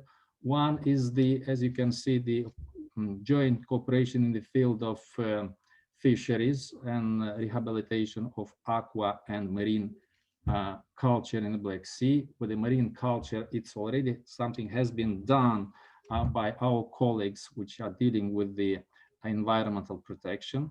The other prospect or let's say eligible project to be implemented comes from one of our member states, and it's based on DNA barcodes of the fish. So that by using DNA barcodes, we can identify the origins of fish and fish products as a means to combat IUU fishing. But this is the prospect what we are looking for, and how to implement it, we will see it later by, of course, our means that we have. We'll see it on the next slide that we have let's say our means to implement the project. First, we have the project development fund within our organization. This is a voluntary fund which we're implementing many projects, including in the field of fisheries. We have the project promotion facility. This is also a voluntary fund with $1 million USD, which was provided by one member state. And within the secretariat, we have the project management unit, which processes and implements the project. Of course, we try to attract the financing from other regional and international organizations to co-finance the project, including from our bank, which is Black Sea Trade and Development Bank. Next slide, Stavros, please. There are two accomplished projects. You can see them on the screen in the field of agriculture, but I would like to explain a little bit the next slide, which we have an ongoing project in the field of agriculture. It is related to fisheries. On the next slide, Stavros, please, the next slide.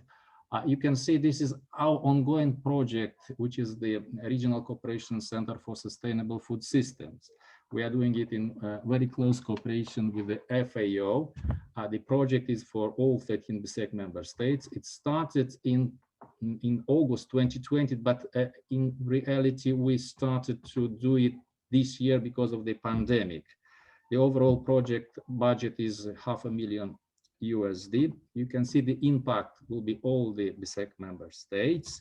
Capacity to analyze and monitor food systems for sustainability. The main areas will focus on food security and safety, strengthening institutional capacity, poverty alleviation, but also sustainable natural resource management. This will include also aquatic resources, how they are managed, how can they be sustained, and so on and so on. So this will be done throughout this year and next year. As you can see, the duration of the project is till 2023. So this will be also our modest contribution to the UN Food System Summit, which is planned for September 2021. We will just report what we are going to do in this area. Last slide will be, and I will talk very briefly about our cooperation with the Black Sea Municipality. Our intention is to continue this work. We are assuming this cooperation is based on the fact that fishery is a very important activity for the local communities, that they represent a sector of a huge economic and social importance, and that the fisheries provide the occupation and employment opportunities for the local communities. We have done this in the past with our, let's say, municipality of SEArica of Istanbul in 2017, a huge conference on fisheries and aquaculture. The pandemic a little bit slowed down this process, but we'll continue to do it as soon as we have better results on combating the virus, perhaps second half of this year. Chair Lady, you asked us to be brief, so this is the end of my presentation. Thank you very much for giving us the floor. More information is on our website. You can see it on the screen. Thank you very much, and the floor goes back to you. Thank you very much. You were indeed very quick, but you were very interesting, and your presentation was a very in-depth presentation. So thank you, and sorry about our lack of time. So now I'll pass the floor to Mrs. Cristina Sandu, President of the International Association for Danube Research, Austria. Mrs. Sandu prepared the presentation in collaboration with Dr. Simeon Nikolaev, member of Advisory Group on Environmental Aspects of the Management of Fisheries and Other Marine Living Resources, Commission on the Protection of the Black Sea Against Pollution. Mrs. Sandu, the floor is yours. Thank you very much. And thank you also for the opportunity of having this presentation. Stavros, would it be possible to assist me? Thank you so much.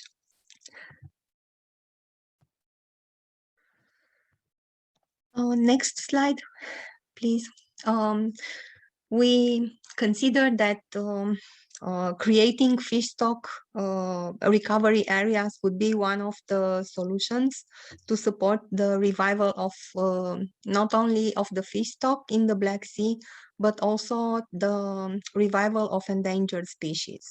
And you will see that my presentation will also link the activities you presented for the Black Sea region with the activities we run in the Danube River Basin in order to support the sturgeons. As you know, at global level, the fishery is one of the key components of the economy because it provides employment for over 39 million people and revenues of over $100 billion according to the FAO assessments. However, if we look at the fish stock status, we see that over 90% are either overfished, either exploited at maximum sustainability level. In the Black Sea, according to the same estimates of FAO Gfcm, the working group for the Black Sea, in 2018, 75% of the fish stock were considered overexploited. The fish stocks are dominated by small pelagial species, meaning they provide low income to the fishermen, and the revenue was about $250 million. If we look at the landings, we see that the higher ratios are for Turkey, Russian Federation, and Georgia, while in with the average, a total average of 440,000 tons between 2016 to 2018. Next slide, please. Considering the severe overexploitations of fish stock, what are the perspectives? We can imagine that the fish amount being lower and lower, this will mean an increased catch per unit efforts and more aggressive fishing tools. So fishermen will have to use lower mesh sites, heavier dredges in order to catch the same amount of fish they used to. And unfortunately, this will increase both the impact on habitats and the remaining stocks. We have the experience of the Irish Sea, where unfortunately intensive trawling nearly wiped out the bottom living species. So if we continue with the same trend as now, we have an increasing risk of fishery collapse. And for this reason, we proposed a new approach for the Black Sea to establish fish stock recovery areas, meaning marine sanctuaries with no human activities allowed except for scientific activities. Next slide, please. Why? We came to the conclusion that such areas could be beneficial because from the existing experiences worldwide, such areas prove to provide long-term benefits both for biodiversity conservation and local economy, because they can enhance fishery in the surrounding areas at the edge of the marine reserves and especially the local tourism. Also, the recent studies show that protected fish, not only that they grow larger, but they can provide more offspring. And the diagram you have on the screen shows that one larger mother is capable of equal the output of 37 smaller fish. Meaning that if you want to increase future fish stocks, you should also care about the size of the fish because the size matters for them. Fish species will not remain in these no-take areas. They will also swim outside where they can be catched by the local fishermen. And also the eggs and larvae provided in this area are supplied and drifted away by the current also to the neighboring areas. The more fish we get in the protected areas, the more will go out of the reserve because they need to establish their homes and they will settle into surrounding fishing grounds. And also protecting the habitats from the damage caused by fishing gears will support species recovery, considering also the fact that the more diverse habitats are able to cope better with the environmental challenges. Next slide. There is a high amount of scientific evidence supporting the statements before. And if we only look at few of them, we see that fish size, biomass, and potential value increased in such protected areas. In Mexico, the species were able to survive in the reserve to the mass mortality induced by a severe climatic event when the water temperature raised so much that it induced hypoxia, and it was really an environmental disaster. But in the reserve, the fish species managed to recover, and the larval spillover provided there was able to recolonize also the surrounding fishing grounds.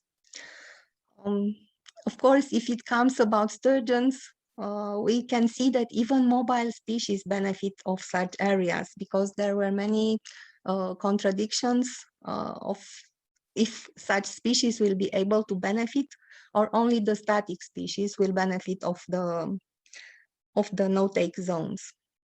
Next slide, please. We consider that in case of Danube sturgeon, such areas could have really a key role to increase their protection in the marine environment.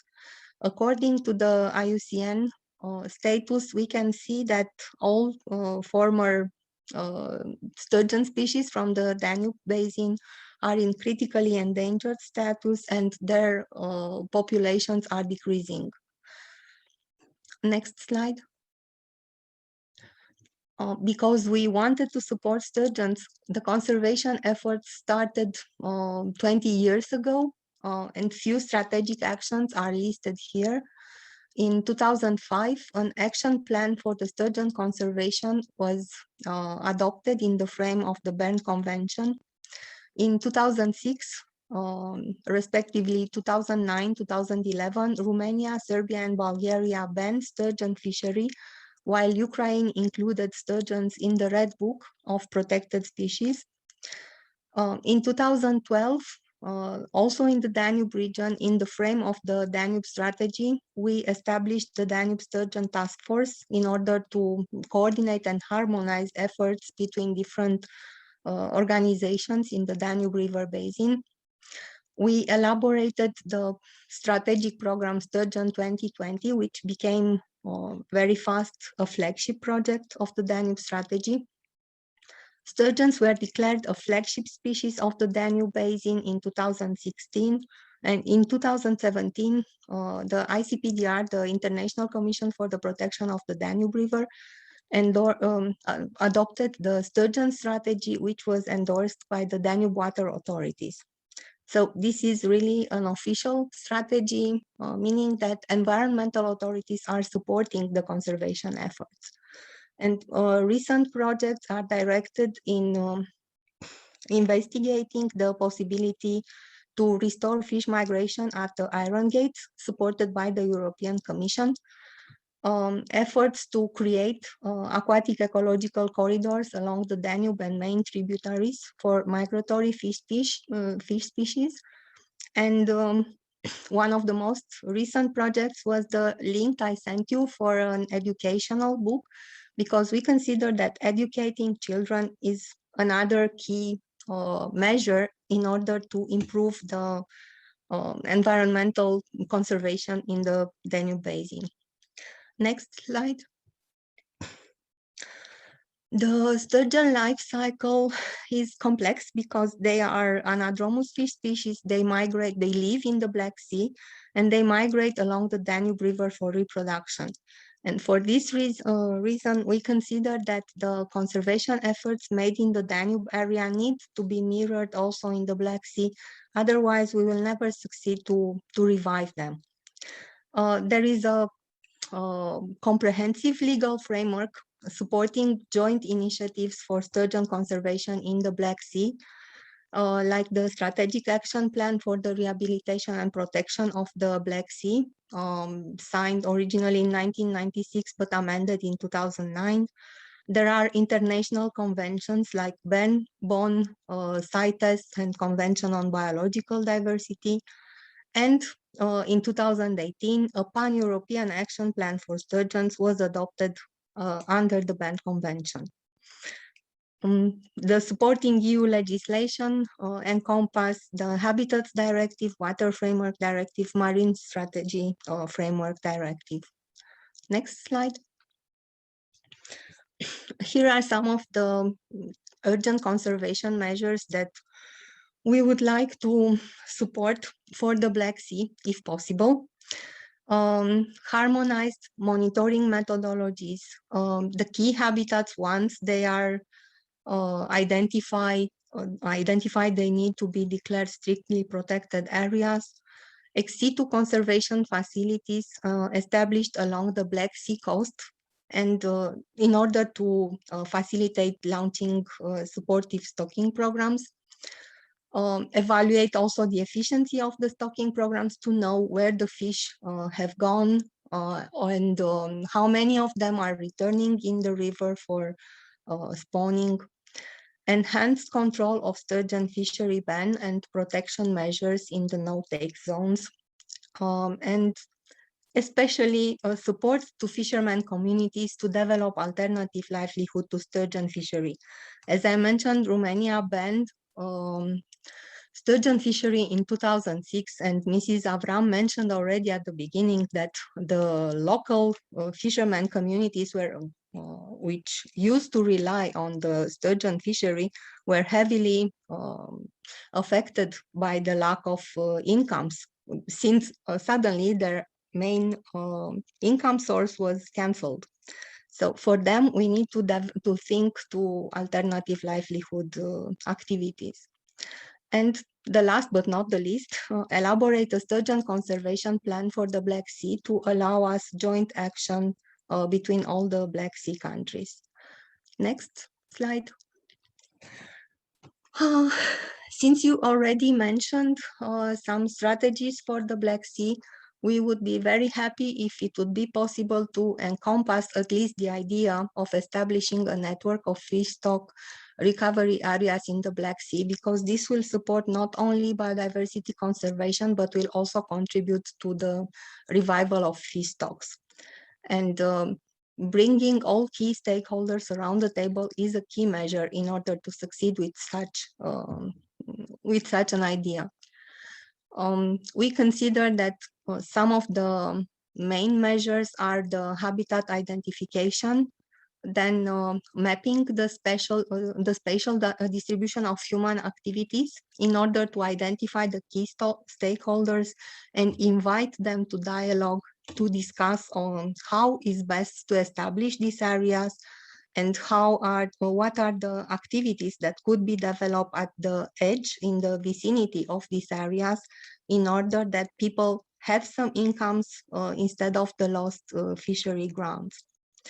Also, another key measure, we consider that it will be good to facilitate knowledge exchanges with other successful and maybe less successful no-take zones areas in order to help the stakeholders understand what are the benefits and maybe the drawbacks and plan measures in advance. Next. I'm sorry, Mrs. Sun. Yeah, this is the need last to wrap. slide. Okay. What we learned during the COVID lockdown was that the lower human disturbance during the spawning period facilitated a high increase of the fish stocks. Not only that dolphins came near the shore, meaning that tourism can be one of the activities benefiting from this, but also the fishermen were very happy by the high captures and the lower catch per unit effort in order to reach their stocks. And basically, this is the conclusion that if we spare some room for the nature and nature can recover, this can help not only biodiversity, but also the coastal communities. Thank you for your attention. Thank you very much for the presentation and of course for all your help. I have to make a change in our speakers list because Mr. Christoph needs to leave in a few minutes for a round of negotiations on his file. Sorry about that. So I present to you now my colleague Ivo Christoph, member of the European Parliament, member of the SEArica Intergroup, member of the Committee of Fisheries PESH, and European Parliament rapporteur of the challenges and opportunities for the fishing sector in the Black Sea report. Mr. Christoph, you have the floor. Thank you. I would like first to thank Carmen and the organizers for inviting me and of course for hosting this event. I'm glad that after 10 years the European Parliament decided again to draft a report on the fishing sector Black Sea. No slides, just a few points from me. The topic of the discussion is the views for building forward better. I believe that we should propose dual solutions. Mr. Christoph, you are having a, sorry to intervene, you are having a technical problem as far as I hear. Maybe it's just me, but apparently it's something with your internet connection. It's breaking up. Do you want me to disconnect my camera in order to make it easier? Perhaps just the sound? No, it's better. Now it's better. Maybe it's just the mic, maybe it's too far away or something. Okay. There is something that we have been trying to underline through the work on the report. That is the low consumption of fish products in both Bulgaria and Romania. The fish products can be a very good protein substitute to some meat-producing industries. Thus, the fishing industries in the sector could look at how to increase their presence on the local markets. This can be done via a scheme of origin or certificate, which shows that the fish has been caught locally. This is important also in view of the efforts to reduce the imprint on environment. It can also help local fishermen significantly. There is something which I would like to add to the aquaculture sector prospects. I believe that this sector has to be promoted and enhanced in the Black Sea, at least in the EU member states which border it. I believe in this respect that the competent authorities should develop in cooperation with the scientific community a plan how to develop aquacultures in the Black Sea. These facilities should be supported, but in a way which does not harm or burden the local environment. We have good examples with mussel farms, for example, in the northwestern Bulgarian shore. These facilities have helped purify the water, but we should keep in mind that high density of some aquaculture facilities might influence the local environment. At the end, according to Gfcm reports, some 10-15 of the catches in the Black Sea are discarded. This means that some 45,000 tons are thrown back in the sea. Some scientists have raised proposals to the industry to consider using this discard, as it can also be used as a source of food and thus protein. I believe this should be also kept in mind and further researched. Thank you once more. Thank you very much for the presentation and for your cooperation so far on this file, for taking on board the compromises, as I said before, on the sturgeon issue, and of course, good luck with the negotiations and the votes. Now we are 2 presentations away from the closing of our webinar, and I have the great pleasure to pass the floor to Mr. David Dadiani, Chief Specialist of International and Public Relations Divisions of National Environmental Agency of Georgia and Agency of the Ministry of Environmental Protection and Agriculture of Georgia. And then we are going to Mr. Constantin Topuria, First Deputy Mayor, Municipality of Poti, City, Georgia, and an active CPMR BBSCI member. You have the floor. Thank you. Greetings, everyone. It's a very interesting conference, and thank you all for your presentations. I will try to be brief in my presentations, and now I'm going to share my presentation with you.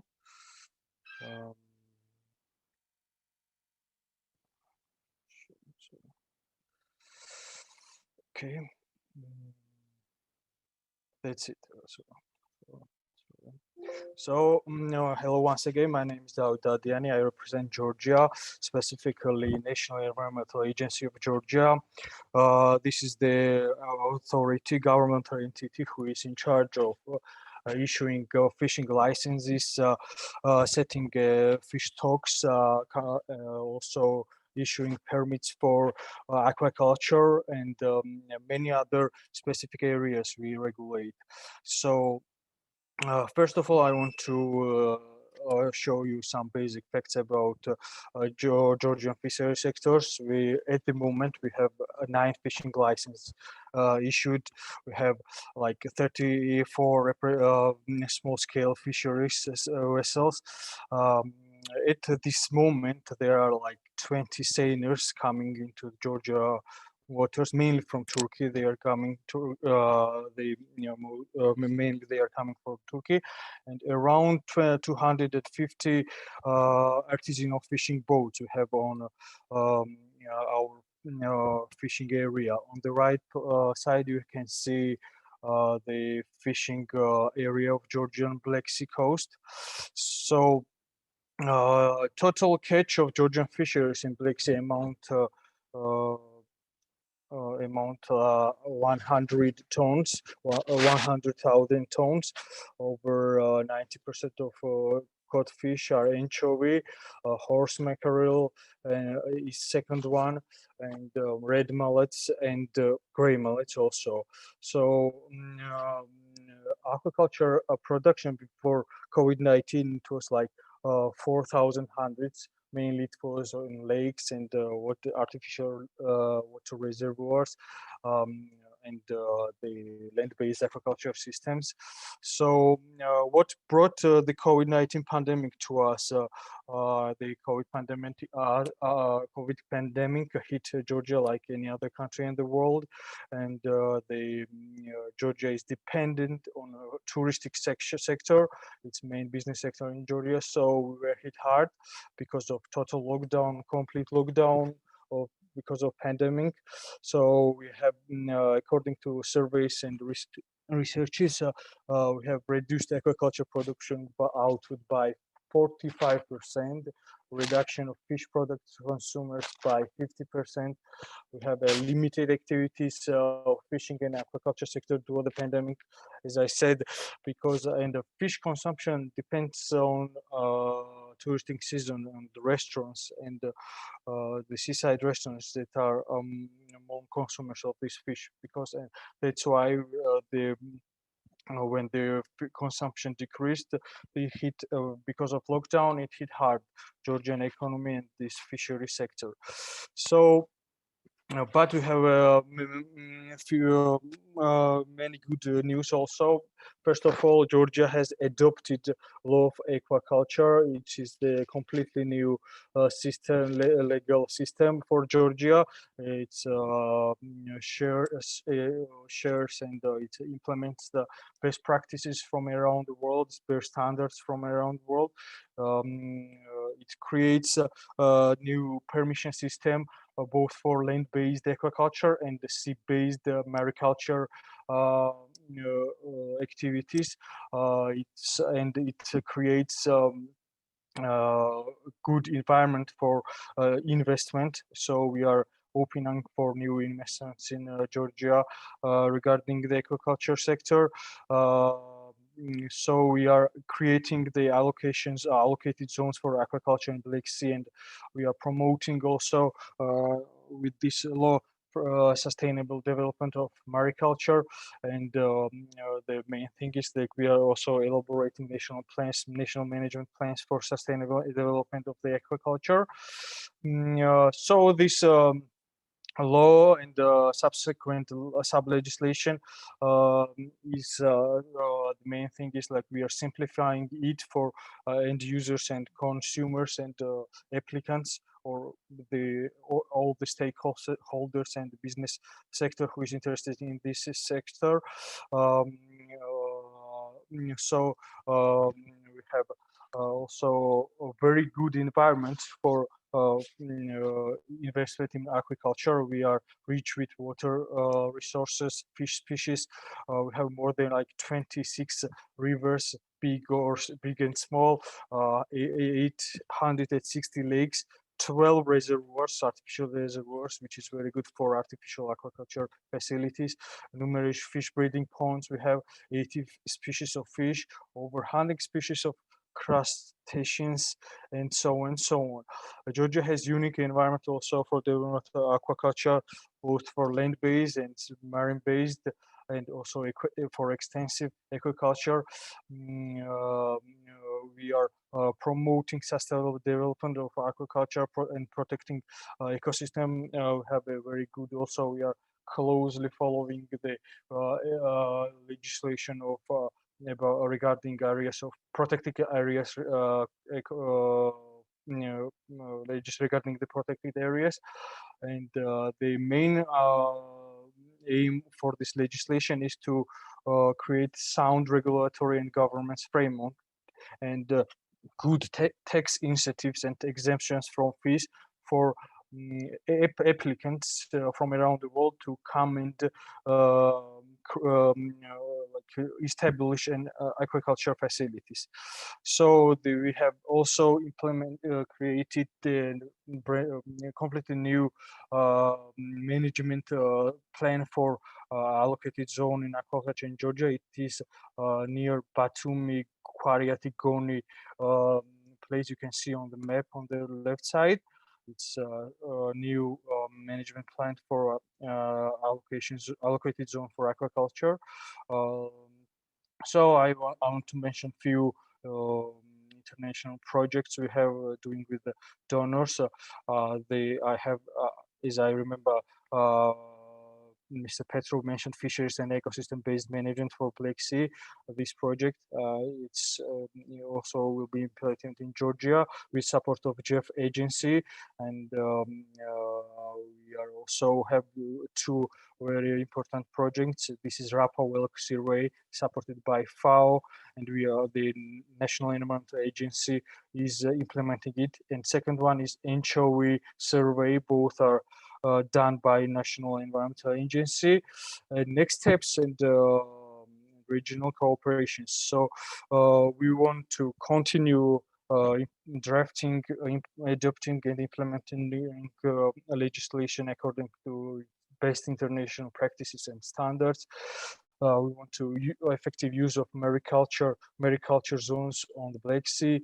We want to have a foster competitive, diverse, and market-oriented aquaculture sector. And very important, we are waiting and we are on our way to become member of Gfcm. It's very important to us, and we will become the members of this very respective organization, and future cooperation with the international partners like EU and FAO. Thank you. Thank you very much for your impressive presentation of Georgia's undersea wealth, and hopefully all the measures you are going to take will keep the sea at its full capacity for fishing, but also preserving the biodiversity. So now, as I said, it's Mr. Constantin Topuria, the first deputy mayor, municipality of Poti, Georgia, and an active CPMR BBSC member. Mr. Topuria, you have the floor. Hello, everyone.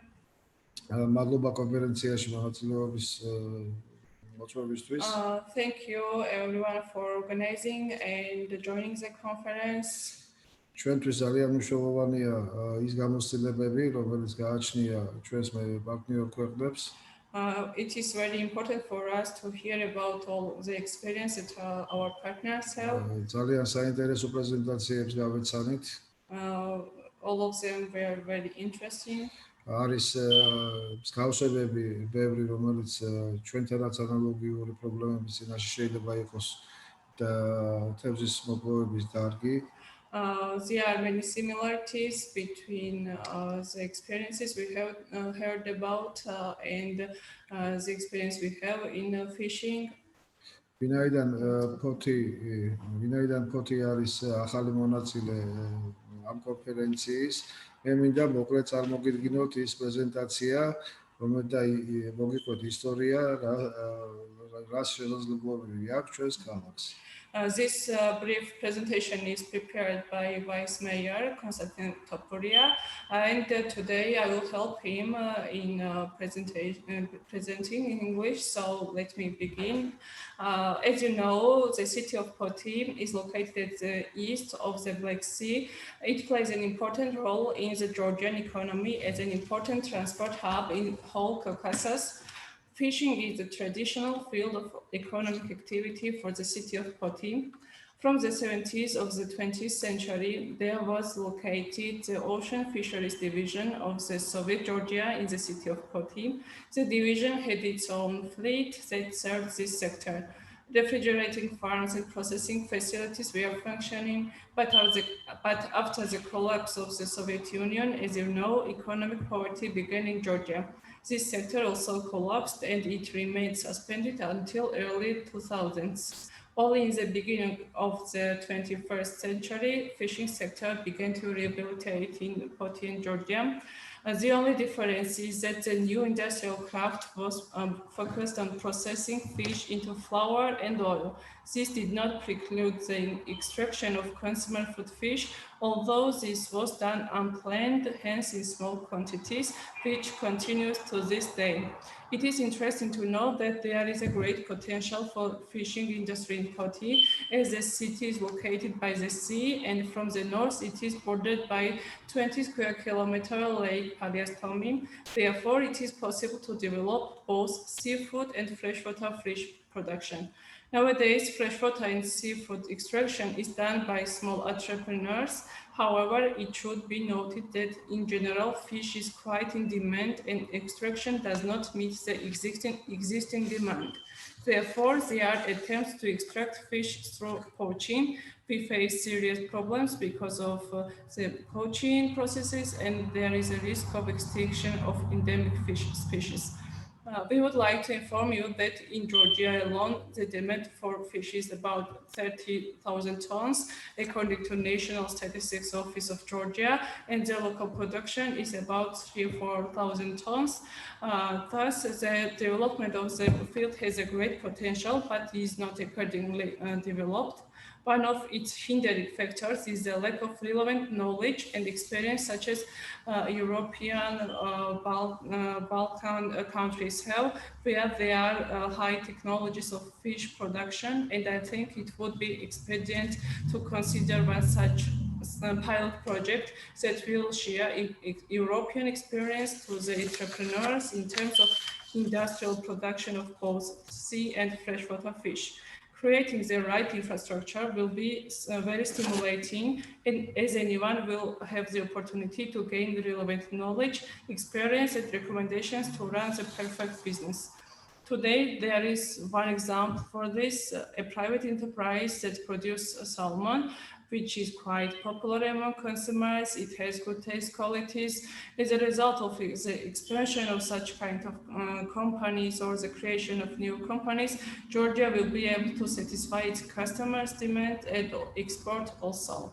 It is possible for the municipality of Poti to be involved in this kind of program in terms of providing both financial contribution and training infrastructure for the training center. However, it should be noted that our capabilities are quite limited.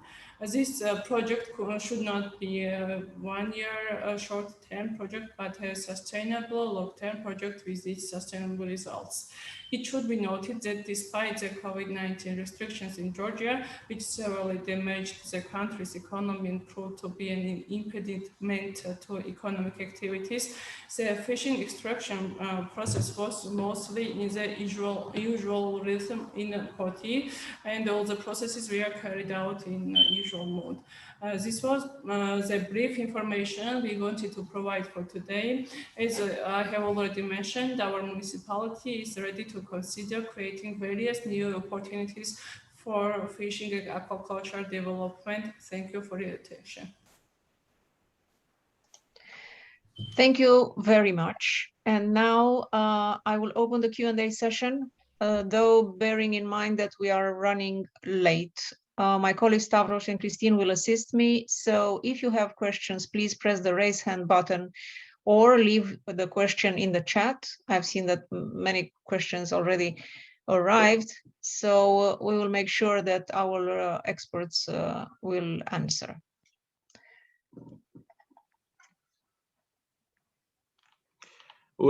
Yes. Yes, So I just would like to, yes, good morning, everyone. Or good afternoon.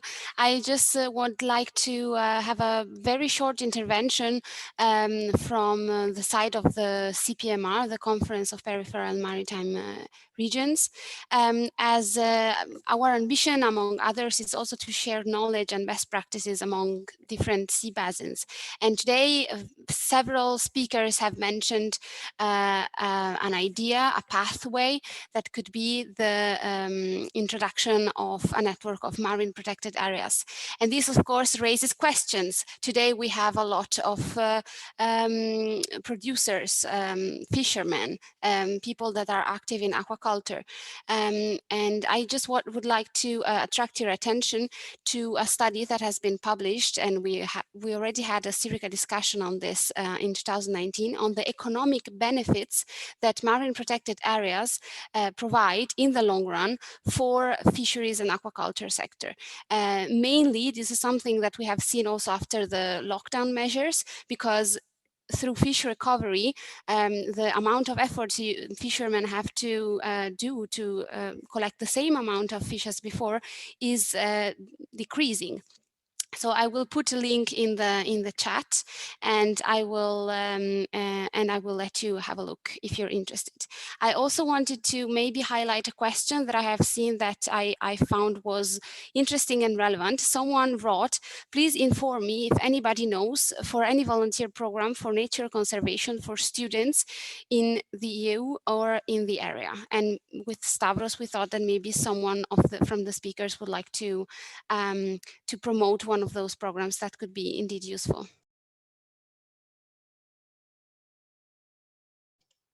We know that the Romanian technical authority in southeastern region is managing some relevant programs. If we have anyone from the region to intervene, otherwise we'll make sure to share the information we'll gather with participants. We also had a question to Mr. Dadiani for any plans to introduce fisheries law in Georgia. I saw he answered that we already have some specific legislation for that. Would you like to elaborate it a bit? Yes, we have a special legislation for that. First of all, we have like two sub-laws. One is technical regulation regarding the fishing stocks, and second one is specifically how to issue license for fishing. We have also adopted special authorization authorization decree regarding fighting IUU fishing. We are authorizing every Georgian flagged vessel sailing for fishing in outside our territories, outside our waters. So have like at least 4 or 5 central bylaws and sub-laws for fishing. Thank you. I hope it's in any case. It was quite clear, but in any case, we'll get back to you for further clarifications if needed. Thank you. We also have a question to Mr. Petrov about the fishery and aquaculture strategy for the Black Sea, if it includes also reference to sturgeons.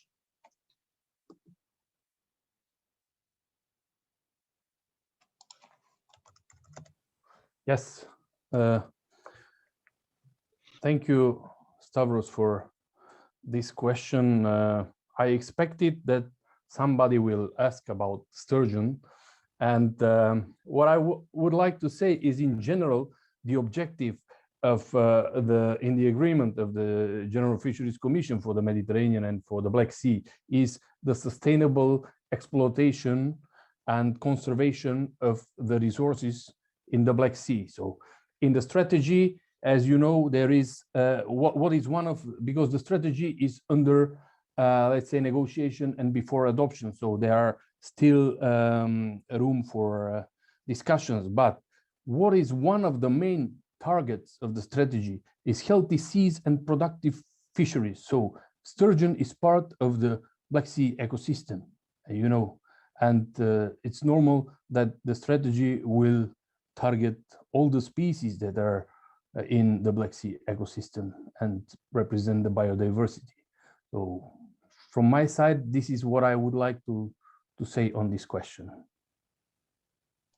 Thank you very much. We also have a question to the European Commission and Mr. Shepard in particular. Will the European Union contribute on its own to fulfilling the SDGs, especially SDG number 14, or will this rely mostly on actions by member states?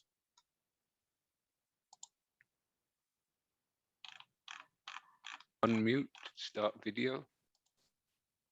Yes, of course. I mean, the SDGs are extremely important for the EU. For instance, marine litter. There's already been a lot of actions undertaken for the Port Reception Facilities Directive, the Single-Use Plastics Directive have made a big impact, and work is still ongoing on those. Ocean acidification. There's a lot of work ongoing, particularly in the research field, and that will continue. Then the overfishing. I think you've talked a little bit. Some of the presentations today talked about that. There will be maybe as part of the reform of the control regulation, there will be better monitoring of the small scale fisheries, which with low cost equipment, not the high cost that they put on the bigger vessels.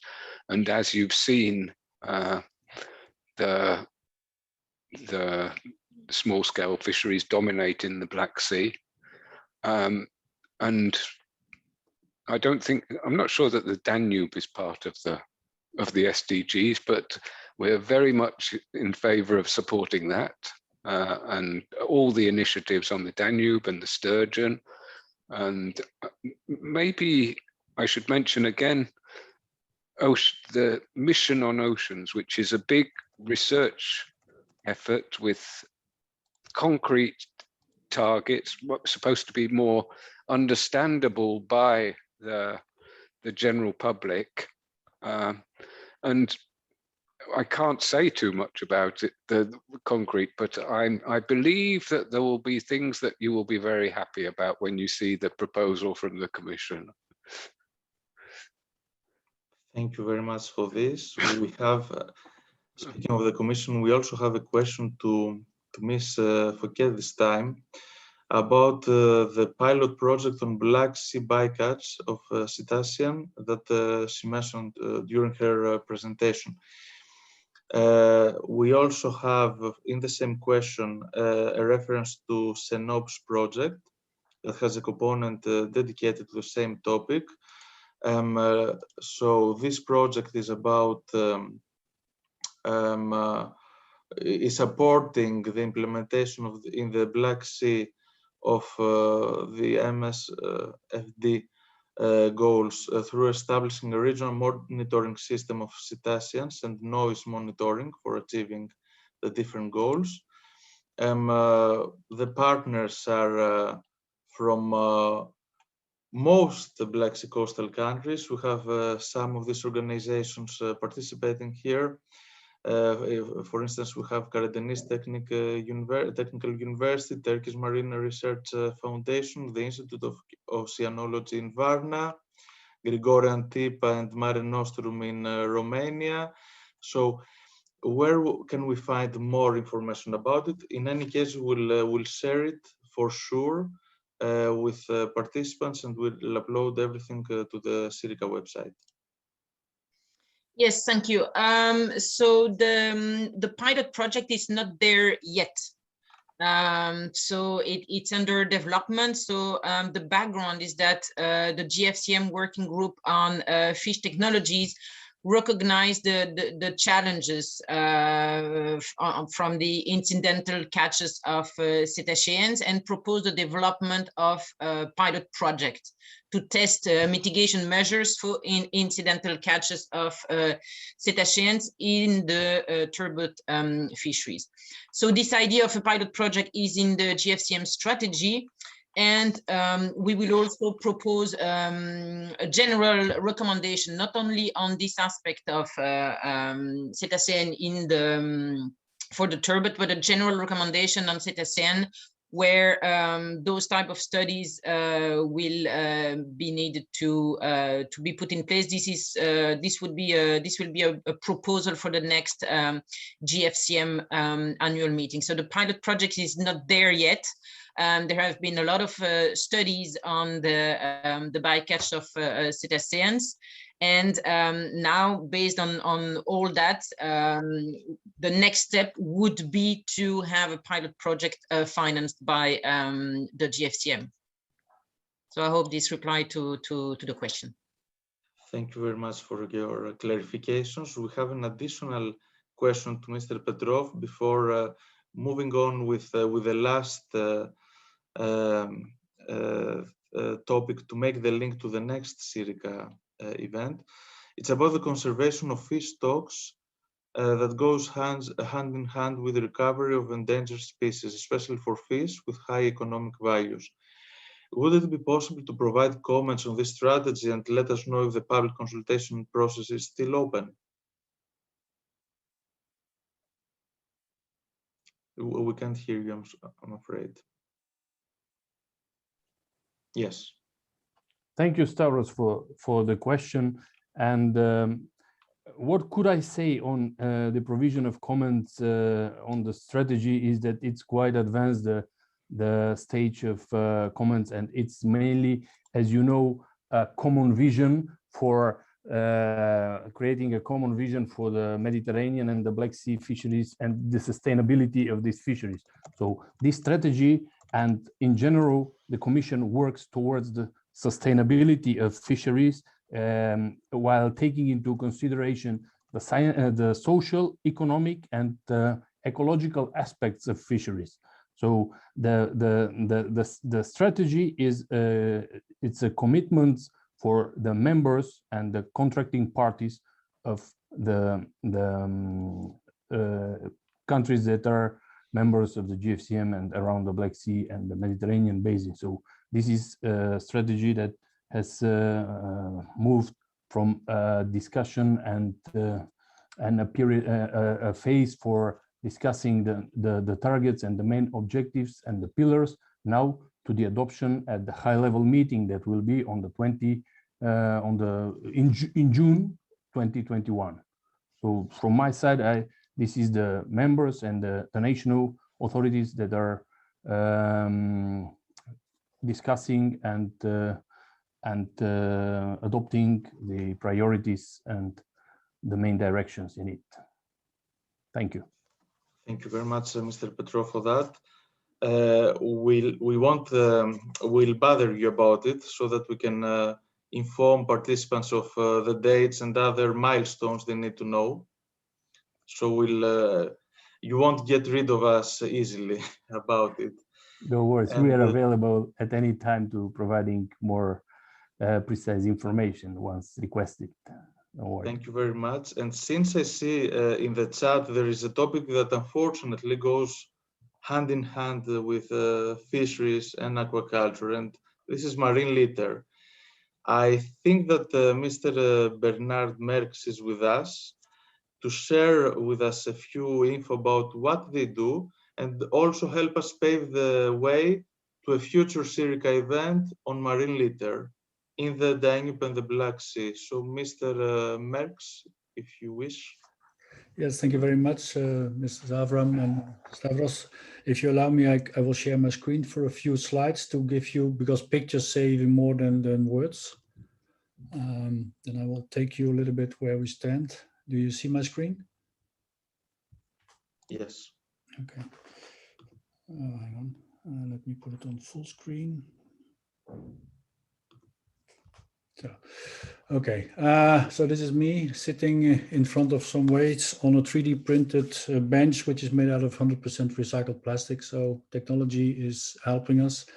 I am one of the founders of a Brussels-based NGO called Waste Free Oceans, but I'm also involved in a plastic recycling plant for fishing gear and ropes. And I will take you a little bit through some of those joint activities.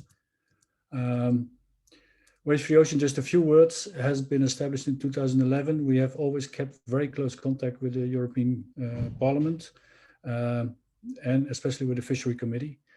Here you see some of our champions and people we work with on a regular basis. At the moment, Mr. Surengade from Denmark is our link.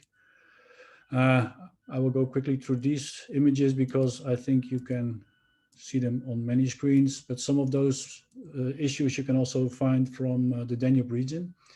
We were therefore also very pleased to see European legislation coming up in 2019, where also fishing gear was mentioned under the Single-Use Plastic Directive, because in the end, prevention is of course much better than cleanups, and there's still a lot of work to be done. There are some discussions. I will not stick to it. I will share afterwards the presentation so you can look at it. When things are being collected, it doesn't mean automatically that they are being recycled. So there is still some need for clarifications. When we talk about circularity, it's nice that we collect things, but things needs to be also used again in next products. So there's a lot of debate going on, a few examples here. And then we come to where we are talking about. So some of the issues we work with is fishing for litter kind of activities together with former Commissioner Maria Damanaki and Anna Rosberg at that time from the European Parliament. It has become part of the European Maritime Fishery Funds. We have, together with fishermen, developed some collecting tools like you see behind fishing boats, which are being used to collect floating debris. Also working very close with other users of the maritime industry. So here, for example, dredging companies helping to clean up mess. And of course, fishermen being proud to be part of a solution. The Danube, already in 2012, we started first collection in the Danube when people were still talking about the oceans and not so much about the impact of the rivers. Here you see some pictures of a cleanup in Hungary, very close to Budapest, where we cleaned Danube riversides. I'm not a complete specialist in the Danube, but we know that there's a lot of difference in tide in the Danube. So sometimes debris is found 50 meters from the shore when you go in the low seasons. Here's another one in the middle, cleanup in Tisa River last year, where we were together with the Commission of the Protection of the Danube River on a floating thing which was made out of debris, cleaning up a few 100,000 bottles from the river. On the right side, you see a cleanup in Bulgaria with Vidin, where we started our campaign in 2017. And you see cleanups all over the place, and wherever you go, you'll see that. So here are some of the areas. I think in total in Bulgaria, we have done over 30 cleanups. There are cleanups done in Romania, and of course also in other parts. It's not only that, it's also this, we took about, in 2009, about 1 million bottles out of the Danube, riversides and river. And I'm showing you this because some of that material has been used to make new products. And more important, where at the beginning brands were ashamed of and being attacked, here we see that they start to be proud to being part of a solution. So it's not only about collecting and prevention, it's also by using. This is another cleanup we do in the Rhine in the Netherlands. So even in my home country, the Netherlands, we still have a used litter issue, also near riversides, but we use an app to actually monitor and to grab the data. Then to fishing gear, there's a lot of discussion about sturgeons and restoration of fish stocks. Here an example of very close cooperation of ports with a seal center, rescue center, and fishermen on debris. As you know, seals have a lot of entanglement issues with lost gear. But here you see fishermen being proud to release seals again to wildlife after treatment in the center. And the fishermen, and you see the nets over the cages. So you can even work on very controversial issues with the industry if you make them also part of the solution and make them the heroes. So they were very proud. So we went on fishing boats actually releasing seals again. This is the inside of the facility in Denmark. There are two facilities in Europe recycling fishing gear. One is based in Slovenia, Aquafil, and this one is Plastics in Denmark. These are the two leading ones in Europe, or I have to say basically in the world. And here you see that actually we turn old and obsolete fishing gear back into raw materials. Some of that comes from aquaculture. So this is some aquaculture net, for example, from Norway. You also see the rings are made of plastic, and I've taken a picture of some recyclates evolving from that, which can be used again to make the new rings. So talking about solutions, we also talk about circular economy. This, for example, can also be made from fishing gear. And I found these pictures when preparing. These are some aquaculture on land activities in the Danube region, but you can also think about these kind of boxes made out of fishing gear waste to make new ones, or those pails are made out of the waste, or even Covet masks are made of it, 3D printed. A lot of products you can make out of fishing gear and obsolete ropes. So just for inspiration, there is hardly any limits. And then we managed to go back to fishing gear fibers. So this was a breakthrough, I would say, early 2019. It was too early to make ropes, but we managed to go back to fibers. You see some examples. And then in recent weeks, we announced that we were ready to go back to ropes. So we can go from fishing gear to fishing gear. But you could also think in the Danube, there's a lot of anglers. Yesterday, I attended a meeting of the European Association of Anglers. They also are willing to be part of a solution on litter issues. So all these products are used by them, but we can make those products by the recyclate of old nets. So this is also things we need to think about in a broader term. And by doing that, we keep the rivers cleaner, and that gives then more room for the fish to get restored. During the cleanups, we also use a lot of school children and students. So it's also talking about restoration. The second one, and this is a very important one, yesterday the climate law was adapted by the European Parliament and the European Commission. If you use recycled plastic to replace virgin plastic, you save CO2 emission, and not only limited numbers. Here you look at the LCA on fishing gear, we save 82% against the virgin in the same applications. So using and closing the loops also makes sense from a climate change development. And then there are always, these are my last two slides, there are always a few streams which are difficult to recycle. Here's some examples. We even turned those difficult recycled streams back into social housing for refugees, for example. So there's so much we can do, but we just have to do it. So this was my short intervention. So thank you for that, and happy to take some questions if there are any. Thank you very much. I think we'll keep the questions for the next SEArica event, and we'll get back to you to better examine the different opportunities of how we could do something creative and useful through marine litter. Exactly. Yes. I'd like to ask, if we don't have any other questions, I'd like to ask our Vice Chair, Ms. Avram, to wrap up and close today's very interesting conference. Yes, thank you very much. I was very, very impressed with Mr. Merck's presentation, and definitely we need a special meeting dedicated to this subject. So yeah, we have reached the end of our webinar, and I hope that everyone found it useful and maybe inspiring for the work.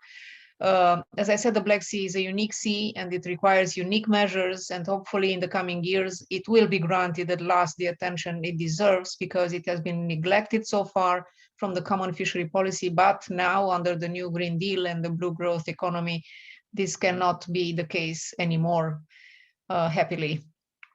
Thank you very much for your participating today. Let's keep close to work together for a better Black Sea region dimension in the EU policy. Thank you, the organizers, Stavros, Christina, and Georgia. Thank you to the SEArica secretariat and the CPMR. We will keep you posted on the future events. Everyone, have a good day, and I wish all our Orthodox colleagues a happy Easter. Thank you and goodbye.